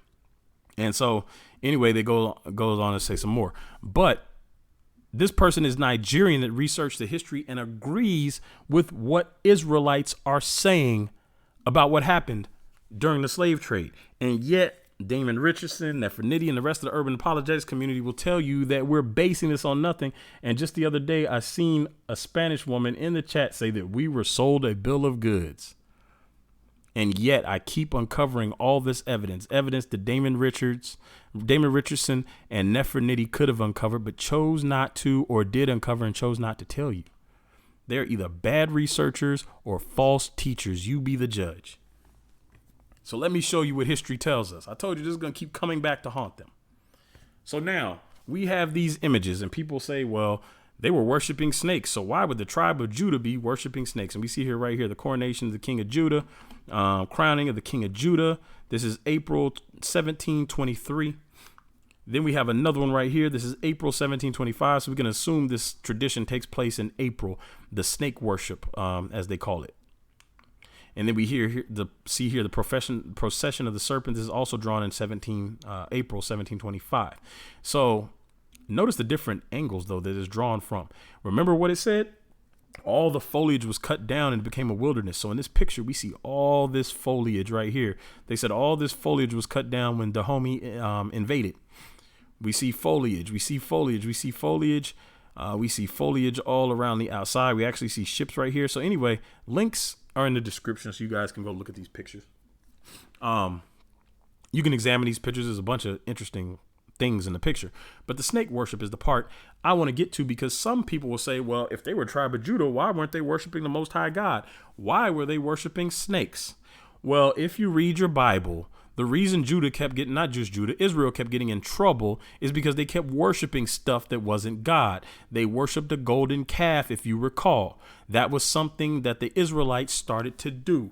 So maybe it was slavery that spurred them back into practicing Judaism. But we'll see here that the serpent worship isn't outside of the biblical scope. And the problem with the urban apologetics community is that they will run with something and they won't put it in context. They'll say, well, these people can't be Judah because they were worshiping a snake, and yet they won't take it to the book. So let's take it to the book. And if they have a problem with that, they can take it up with the Bible. This is Numbers 21, verse 5 through 9. And the people spake against God and against Moses. Wherefore have ye brought us up out of Egypt to die in the wilderness? For there is no bread, neither is there any water, and our soul loatheth this light bread. They're talking about the manna. And the Lord sent fiery serpents among the people, and they bit the people, and much people of Israel died. Therefore the people came to Moses and said, we have sinned, for we have spoken against the Lord and against thee. Pray unto the Lord that we may take away the serpents from us. And Moses prayed for the people. And the Lord said unto Moses, make thee a fiery serpent and set it upon a pole. And it came to pass that every one that is bitten when he, and it shall come to pass that every one that is bitten when he looketh upon it shall live. And Moses made a serpent of brass. That word there's bronze. Go back and dig into the Strong's BibleHub.com. Type in Numbers 21:9. Click brass. It'll show you that it's bronze or copper. And put it upon a pole. And it came to pass that if a serpent had bitten any man, when he beheld the serpent of brass, he lived. Well, you're saying that doesn't prove that they were worshiping serpents in the Bible. But if you go to 2 Kings 18:4, he removed the high places and brake the images and cut down the groves and brake in pieces the brazen serpent that Moses had made. For unto those days the children of Israel did burn incense unto it. And he called it Nehushtan. So they started to worship this serpent on the brass pole. So serpent worship was not foreign to Israel. And we see this now. This is on Mount Nebo. This is a depiction of what they believe, even though it's the wrong color. And, you know, the people, we are discussing that now. Outside of that, we see that it was supposed to be a brass serpent, but they put the serpent upon the pole. This is a serpent people started to worship after Moses made it. We still see this serpent here on Mount Nebo. We also see this serpent as part of the medical corps. We see this imagery of this serpent. This is the staff of Hermes and the rod of Asclepius from mythology, the serpent wrapped around the pole. We see it appear in different paintings throughout history. We see it appear in depictions of Adam and Eve, the serpent wrapped around. We even see it appear in Egypt. So this serpent around the pole thing isn't new. The serpent has been depicted all throughout history by multiple different cultures. So let me show you what history tells us. This is just too funny that he stood up there and said that lie. The Lord himself said this. Well, let me back up. The Lord himself said this right here. Deuteronomy 28:9-10. They hate Deuteronomy 28. They say it doesn't apply to the Negro, and the black people don't fit any of the curses. People that say black people don't fit any of the curses clearly have not read any of the curses, in my opinion. But I don't want to get ahead of myself. The Lord shall establish thee an holy people unto himself, as he hath sworn unto thee, if thou shalt keep the commandments in the Lord thy God and walk in his ways. And all people of the earth shall see that thou art called by the name of the Lord, and they shall be afraid of thee. Deuteronomy 28:9-10. We could get into a lot of the law keeping stuff. There's a reason that the Israelite brothers and sisters want to keep the law. Now, there's nothing wrong with keeping the law. I don't believe the law leads to salvation. I believe that belief in Christ leads to salvation, grace through faith alone. However, there is nothing wrong with wanting to keep the law, because God told the Israelites to keep the law because it is pleasing to him. And understand that when people lie, people who call themselves Christians will say that Israelites are keeping the law of God or the law of Moses over the law of Christ. Well, the first law of Christ is to love God. That means no idol worship. That means no making of statues and Jesus on a cross and all this other stuff that people hang around their necks and rosary beads and all that stuff. You shall not make any graven image. That was the first law of Christ. Love the Lord. So if you love the Lord, you're not going to be worshiping images or putting images on your temple. Remember, the body is the temple of the Holy Spirit. The second one is love your neighbor as yourself. And this is the whole of the law. So you can keep the law by loving your neighbor as yourself. It means you're not going to go rape. It means you're not going to go murder or steal or covet or bear false witness or any of that other stuff. So keeping the law of Christ helps you keep the law that was established in the Old Testament. Don't get it confused. We are not putting the law. When I say we, I'm talking all Israelites. Well, I'll say this. Let me back up. Let me not speak for all Israelites. Some of the Israelites are putting the law of Moses over, well, you can't even really put them over because they're one and the same. But some people believe that the laws of Moses can lead to salvation. Not all of us believe that. Many of us do not believe that. Many of us believe in salvation through grace alone, but we also believe that it is the Holy Spirit that helps us keep the law, because we don't have to go covet our neighbor's possessions. I mean, that's part of the law of Moses, right? So if I keep the law of Moses in that regard, I'm also keeping the law of Christ to love my neighbor as myself. If the law of Moses tells me not to commit adultery or murder or steal or anything else, and I keep the law of Moses, I am by default keeping the laws of Christ, because the laws of Christ are the laws of Moses. They are not separate. But let's keep going. This right here comes from the Jewish Telegraph Agency, jta.org. You can go there yourself and verify this. This comes from the people that many of you think are the real Israelites. This idea of Jewish Africa grows out of our connection with the Association of Momona and our working together, and the recent pivot to Africa of many in the Jewish community, of many in the Moroccan community, of Israel, of course, looking to Africa and seeing both some of the oldest and some of the newest Jewish communities, he said. Again, some of the oldest and some of the newest. Why would some of the oldest and newest Jewish communities be in Africa? Why are they turning to Africa? This was published on January 29th, 2019 from the Jewish Telegraph Agency. They're turning to Africa. Here, inside Nigeria's Jewish community. You guys can go here. The link is in the description. But the guy said that nobody has heard of Judah there, and yet we have a Jewish community in Nigeria. That corroborates the comments on the channel. Every bit of history says that there are Jews in Nigeria. Now, I know those of you are saying, well, that doesn't mean Nefertiti was wrong. Go watch her video. She says this. Now, the reason I said that, some people are going to say Nefertiti was not wrong because she says this right here, and they're going to play semantics, and they're going to say, well, they said Judah. They didn't say Jews. They didn't say Israel. They said nobody heard of Judah. Okay. Again, I'm bringing all the receipts. Tell them to bring their receipts. And some random dude sitting in front of a house in Africa is not evidence. There is currently, this is her word for word. You can go and you see the butter biscuits in the corner. There's always some butter biscuits around. She hates her people so much that she outright blatantly lied to her own people to cover up what is going on. Quote, word for word. You can go back to her video and listen to this for yourself. I paused it, wrote the words, paused it, wrote the words, paused it, just to make sure I had all the words right. There is currently a parish or a neighborhood in Portugal right now to this day called a Judah. But nobody says that the children of Israel and the lost tribe of Judah is over there. You guys saw all the evidence I've given you so far, right? There were Jews in Portugal. There were Jews in Portugal. They were black and they were banished. They were forced to convert to Catholicism. There were Jews in Portugal. There is currently a parish or a neighborhood in Portugal right now to this day called a Judah, but nobody says that the children of Israel and the lost tribe of Judah is over there. Nobody. I want to highlight that word. She said nobody says this. Okay. Let's see. Let me show you what history tells us. So let me show you what history tells us. The history of the Jews since the destruction of Jerusalem. This was republished in 1818, Hannah Adams.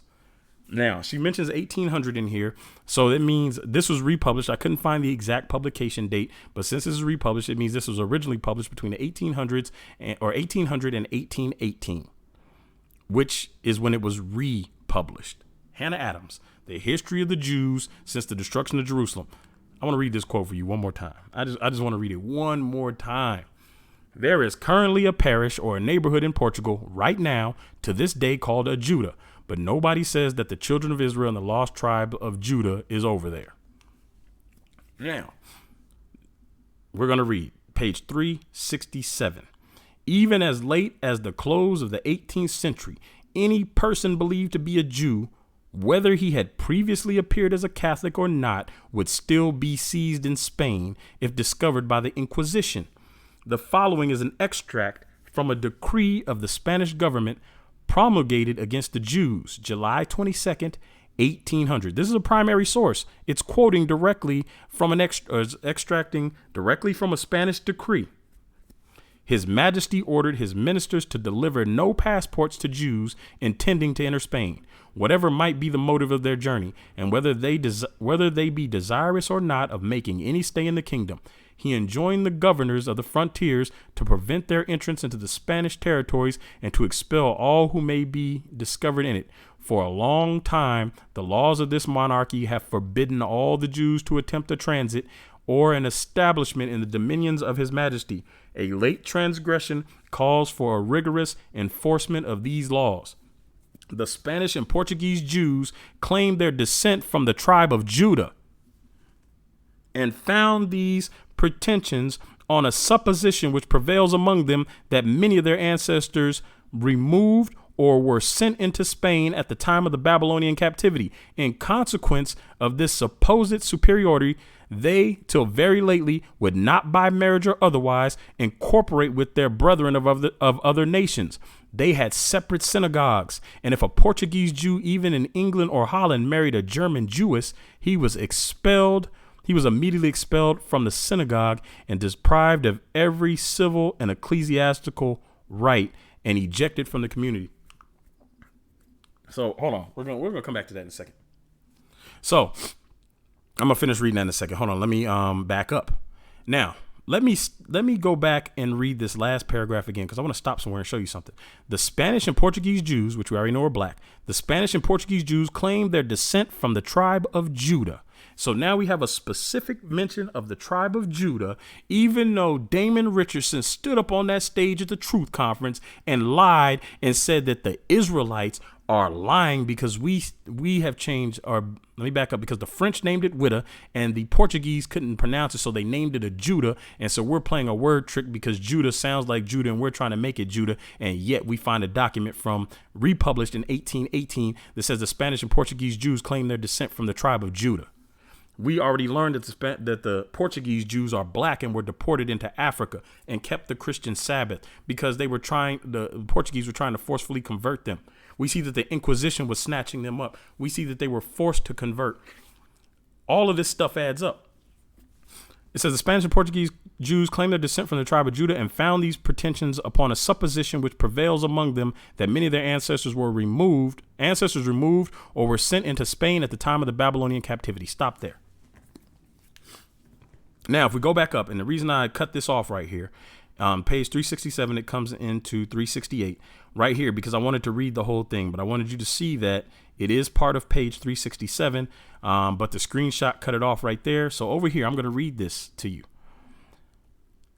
It is said that in about 1755, when a terrible earthquake in Lisbon destroyed 30,000 of the inhabitants, the Portuguese believed that the mercy of God might be obtained by burning some Jews and other heretics in what they call the Auto de Fe, or act of faith. Now, that's the first part I want to read you. We're going to come back to that in a second. Second part, it appears that the Jews have no accurate deduction of their descent or genealogy. They suppose that they are in general of the tribe of Judah and Benjamin, with some among them of the tribe of Levi. Doesn't that sound like the Southern Kingdom? Does that not sound like the Southern Kingdom? Judah, Benjamin. Remember Simeon, some people believe Simeon was absorbed into the tribe of Judah. So you have Judah, Benjamin, and among them, and with some among them of the tribe of Levi. This is the Portuguese Jews, the same black Portuguese Jews that were deported to West Africa. How is it that Damon Richardson and Nefertiti are supposed to be good researchers among urban apologists, and they haven't uncovered this. They stood up there and lied and said this has nothing to do with Judah. And now we find documents that specifically says these people are Judah. Now, I want to show you something. They killed. It said that in about 1755, when a terrible earthquake in Lisbon destroyed 30,000 of the inhabitants, the Portuguese believed that the mercy of God might be obtained by burning some Jews and other heretics in what they call the auto de fe, or act of faith. Let's go back to the book. Let's read the book. John 16:1. Verses 1 through, or John 16, verses 1 through 4. These things have I spoken unto you, that you should not, or ye should not be offended. They shall put you out of the synagogues. Yea, the time cometh that whosoever killeth you will think that he doeth God service. And these things will they do unto you, because they have not known the Father nor me. But these things have I told you, that when the time shall come, ye may remember that I told you of them. And these things I said not unto you at the beginning, because I was with you. Let me read that again. What were they doing? They were burning Jews to appease God, because they called it an act of faith. They thought killing Jews would appease God. They kicked them out of the synagogues. They kicked them out of the country. It says, these things have I spoken unto you. Who was he talking to? He was talking to his Israelite followers, Israelites that were Christian and Israel. I don't care if some of you don't like that term Christian. I use it to mean follower of Christ. I don't mind if I'm called a Christian. I follow Christ. I don't care about the doctrine behind Eurocentric Christianity. I don't follow that. I follow Christ. So call me a Christian if you want to, long as you mean it as Christ follower. I don't care. These things have I spoken unto you, that ye should not be offended. They shall put you out of the synagogues. Yea, the time cometh that whosoever killeth you think that he doeth God's service. Israelites. He's talking to Israelites. And these things will they do unto you, because they have not known the Father nor me. But these things have I told you, that when the time shall come, ye may remember that I told you of them. And these things I said not unto you at the beginning, because I was with you. So let's go ahead and read. I want to read this whole part right here. And it's going to read into page 368. So I'm going to read that. In consequence of this supposed superiority, they, till very lately, would not by marriage or otherwise incorporate with the brethren of other nations. They had separate synagogues. And if a Portuguese Jew, even in England or Holland, married a German Jewess, he was immediately expelled from the synagogue, deprived of every civil and ecclesiastical right, and ejected. Let me see here. German Jewish, deprived of every single right, ecclesiastical right, and ejected from the body of the nation. And a late instance has occurred of a Jew in Berlin, who, having married the daughter of a Portuguese physician, the parents of the girl went in mourning. As for the death of a relation, the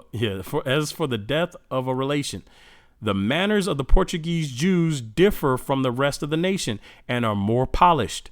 They have nothing peculiar in their dress. The opulent among them vie with the other nations of Europe in refinement, elegance, and show, and differ from them in worship only.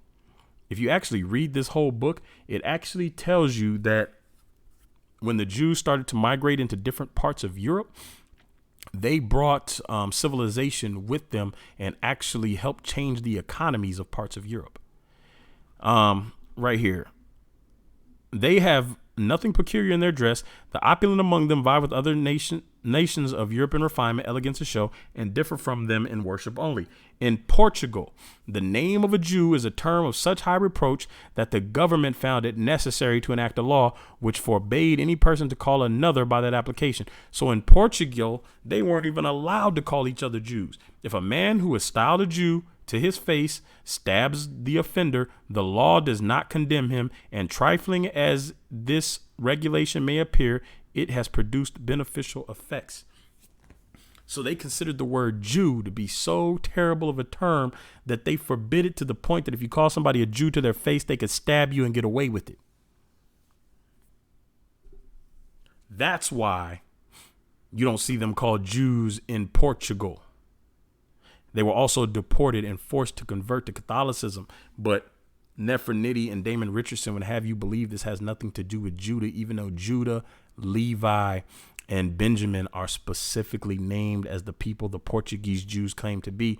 And if you continue reading it, you'll notice that they said that this is how they hold their superiority over the German Jews. Read the whole thing. The German Jews are converts. The Portuguese claim to be direct descendants, and they separated themselves from the German Jews. The link is in the description. Please read as much of this book as possible. I'm also going to put the link in the description directly to Amazon.com so you can buy the paperback version if you want to. I believe it's 560 pages or so. So let's look at a summary of the evidence. Since Damon Richardson and Nefertiti did not want to share any of this with you, in my opinion, there's no way they could have missed all this. It's just not possible. If you call yourself a researcher or an apologist, you should be ashamed to call yourself either one if you missed this much information. The Gentiles knew for a fact that Israel was and is black. We've seen it documented. They knew for a fact that Israel was in Spain and Portugal. They knew for a fact that Israel was deported from Spain and Portugal to West Africa. Why? Because that was part of the marriage agreement. The Gentiles intentionally enslaved Israelites and scattered them around the world. They intentionally, when they brought them over to America, they split up families intentionally. They stripped language intentionally to keep people from passing down history. They stripped the religion intentionally. They forced Israel to convert to Christianity just like the Portuguese had already done. We see this over and over and over again, this forced conversion to Eurocentric Christianity. I don't want to say Christianity in general. I'm going to point it out that is Eurocentric Christianity. And one of my problems is that you have a Sicilian, a white boy over there trying to teach black history. I'm talking about Vocab Malone, and he's teaching you about people who were taught Christianity during slavery at the end of a whip, using overseers to control what they were teaching. And they were teaching it out of a book called the Slave Bible, which was recently discovered, and it's heavily redacted so that slaves wouldn't get the idea. Our ancestors wouldn't get the idea that they were Israelites and want to rebel. But as we saw, the documentation shows that they brought Judaism over here with them, which is why they tried so hard to get them to convert to Christianity under penalty of death. Remember, they were doing all those lynchings during slavery. What did Christ say? He that kills you is going to think he's doing the will of God. I'm paraphrasing. They thought we were lambs to the slaughter, like they could just kill and murder and rape and all the evil stuff that they did to Israel, and there would be no consequence. But understand that 400-year prophecy probably has them bothered right now because we would wake up. So understand, if you are Israel, if you are black and you don't realize that you're Israel, the time is drawing close, regardless of what you believe. Y'all been sitting in church. Many of you who go to church been sitting in church talking about this second coming. You're excited about the second coming. And now that we are awakening, some of y'all ain't so excited. Some of y'all been sitting around waiting for the Israelites to wake up and the real Israelites to wake up and call back the Most High, except for you thought they were those people over there. And really, there are people all around you. Zechariah 1:19-21 says, "And I said unto the angel that talked with me, what be these? And he answered me, these are the horns which have scattered Judah, Israel, and Jerusalem. And the Lord showed me 4 carpenters. Then said I, what come these to do? And he spake, saying, these are the horns which have scattered Judah, so that no man did lift up his head. But these are come to fray them, to cast out the horns of the Gentiles," not the northern kingdom, "which lifted up their horn over the land of Judah to scatter it." Zechariah 1:19-21. Who scattered Judah? The Gentiles. Who did we see came from over West Africa? People who claim to be directly descended from Judah, from Benjamin, and some of them from Levi. We've seen the maps. We've seen the evidence. We see in Deuteronomy 28:68, "And the Lord shall bring thee into Egypt again with ships. By the way whereof I spake unto thee, thou shalt see it no more again, and there ye shall be sold unto your enemies for bondmen and bondwomen, and no man shall buy or redeem you." If you look up that word buy, it's actually redeem you. No man is going to redeem you out of slavery. He says he's going to send us into Egypt again with ships. What are the chances that the American dollar has the pyramid on the back and the headstone floats a little higher than the Egyptian pyramid? It's supposed to be the new order or the improved second order, depending on where you get your translation from. There's a bunch of different translations, but there's a reason they put that Egyptian pyramid with the capstone lifted just above. What did the Israelites do for Egypt. They built treasure cities, Pithom and Ramses. We know that the economy of America is so rich because they built it on the back of slave labor. They stole inventions. When you see Popeye's chicken and you see that black mascot up there, which is what she is, that's owned by people that ain't us. When you see KFC's recipes, we know the rumor is that that was created by people that are us, but owned by people that ain't us. We see all kind of different inventions such as Jack Daniels. We see the traffic light, mobile refrigeration, the process to extract medicines from plants. Go through the history. We built treasure cities for these people. That's why they knew who they wanted. They wanted the Hebrews, the ones over there called Jews, the ones over there that claimed to be from Judah and from Benjamin and Levi. That's who they wanted out in them fields. The Lord shall bring a nation against thee from afar, from the end of the earth, as swift as the eagle flieth, as swift as the eagle flieth. A nation whose tongue thou shalt not understand. We can unpack all this. A nation whose tongue thou shalt not understand. Did they know English when the English came and got them? They had been involved with the French and the Portuguese. They had been in Babylon. They had been in Egypt. They were familiar with all of Europe. Paul was over up in Europe. They had been through Asia and Africa and the Arabias. Who they weren't familiar with were the people that came across that sea. A nation of fierce countenance, which shall not regard the person of the young, person of the old, nor show favor to the young. We see them gunning down kids in the streets, arresting 6-year-olds. They're tasing old women and shooting women through windows and letting dogs attack other old women. They don't care about age at all. And he shall eat the fruit of thy cattle and the fruit of thy land until thou be destroyed, which also shall not leave thee either corn, wine, or oil, or the increase of thy kind, or flocks of thy sheep, until he have destroyed thee. It's talking about economic poverty. Who's living in economic poverty right now for the most part? People brought over here during the transatlantic slave trade, their ancestors. Who else is this talking to? We know the other people over there. They're synonymous with greed and riches and all that other stuff. Our condition is synonymous with being poor. And we can keep going. Woe to the land shadowed with wings, which is beyond the rivers of Ethiopia, that send ambassadors by sea.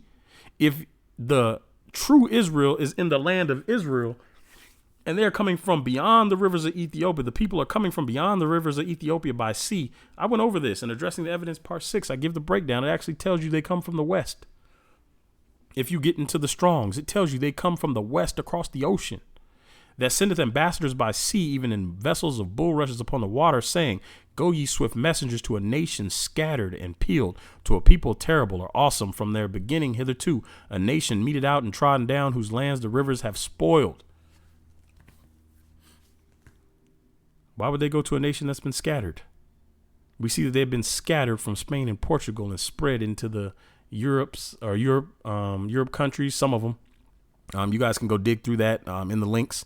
And they were scattered into Africa. And in the nation, the land shadowed with wings, which is beyond the rivers of Ethiopia, they came and got them on the boats. Set the trumpet to thy mouth. He shall come as an eagle against the house of the Lord, because they have transgressed my covenant and trespassed against my law. Israel shall cry unto me, my God, we know thee. Kumbaya. Israel hath cast off the thing that is good. The enemy shall pursue him. He shall come as an eagle against the house of the Lord. We can go over here, Jeremiah 5:19. It shall come to pass when they shall say, Whereof or why doeth the Lord our God all these things to us? How many of you asked that question? Why are we going through all this stuff that we're going through? Then shalt thou answer them, like as ye have forsaken me and served strange gods in your land, so shall ye serve strangers in a land that is not yours. All this stuff adds up. They want you to believe it doesn't amount to us. But those of you who are on the fence, you know who we are. You have just been on the fence because you're afraid. And understand that there's no reason to be on the fence. You don't have to be ashamed of who you are. Genesis 15:13 through 14. It's not a coincidence that we're at the end of this 400-year thing and we've been mocked about it. And they've said so much stuff about it now that coronavirus is doing what it's doing. We got the opioid addiction doing what it's doing. European birth rates are lower than ever. I mean, we could go on and on and on about all the signs that are around right now. But remember, there's nothing to this 400-year thing. They mocked us and said there's nothing to it. Genesis 15:13-14, the passage that they claim was the first Egypt, even though it has been proven that it was not. It says, and he said unto Abraham, or Abram, know of a surety that thy seed shall be a stranger in a land that is not theirs, and shall serve them, and they shall afflict them 400 years. And also that nation whom they shall serve will I judge, and afterward shall they come out with great substance. Genesis 15:13-14. You can believe it's not America all you want to. I just dropped all the receipts on you. Got all the evidence right there of who they took. They knew who they took. They were well informed about who they took. They wanted specific people on them plantations. They wanted the Hebrews, the people who kept the Sabbath and were called Jews and were black and Portuguese and came from the tribe of Judah and the tribe of Benjamin and a little bit of the tribe of Levi. They wanted those people on the plantations. But understand, as our captivity comes to an end, we have promises, multiple promises, but I'm going to end with this one.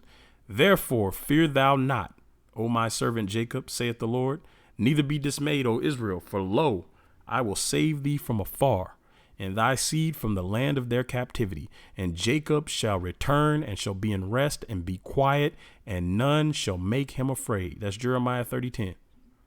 I will save thee from afar, and thy seed from the land of captivity. Everywhere in Europe, Africa, and Arabia, you can walk to Israel from. You can walk to Africa from. Regardless of where you believe our homeland is, whether you believe it's in Israel or Africa, you can walk there. The only place you really need a boat is to get to Australia or to get to the Americas, the West Indies, the Caribbeans, whatever you want to call them. We're the only people still alive today living in the land of our captivity. The majority of us. Some people have gone back. But the fact is, the majority of us still live in the land of our captivity. That doesn't fit the other people. That fits the Negro to a T. We're the only people still being oppressed. We're the only people still being mocked because of our beliefs. We're the only people still being attacked. So if you have ever wondered where you're from, you're not a black American. That's a color and that's a country your ancestors was brought to. Go do some digging in the West Africa. You ain't got to believe me. Click the links and dig for yourself and see the evidence the urban apologists don't want you to see, the evidence the majority of the Christian church probably doesn't want you to see if they don't believe we're Israel. If you do believe we're Israel, I'm not talking about you. But please share this video. Click the thumbs up button. Click the subscribe button if you have not already subscribed. Click the notification bell if you want notification of future studies coming out. I'm going to be bringing down receipts on tons of people in the UA. Trust me when I say this.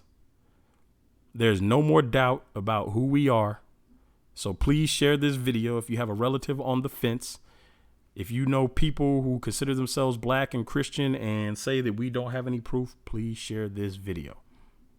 So with that said, till next time, I'm out.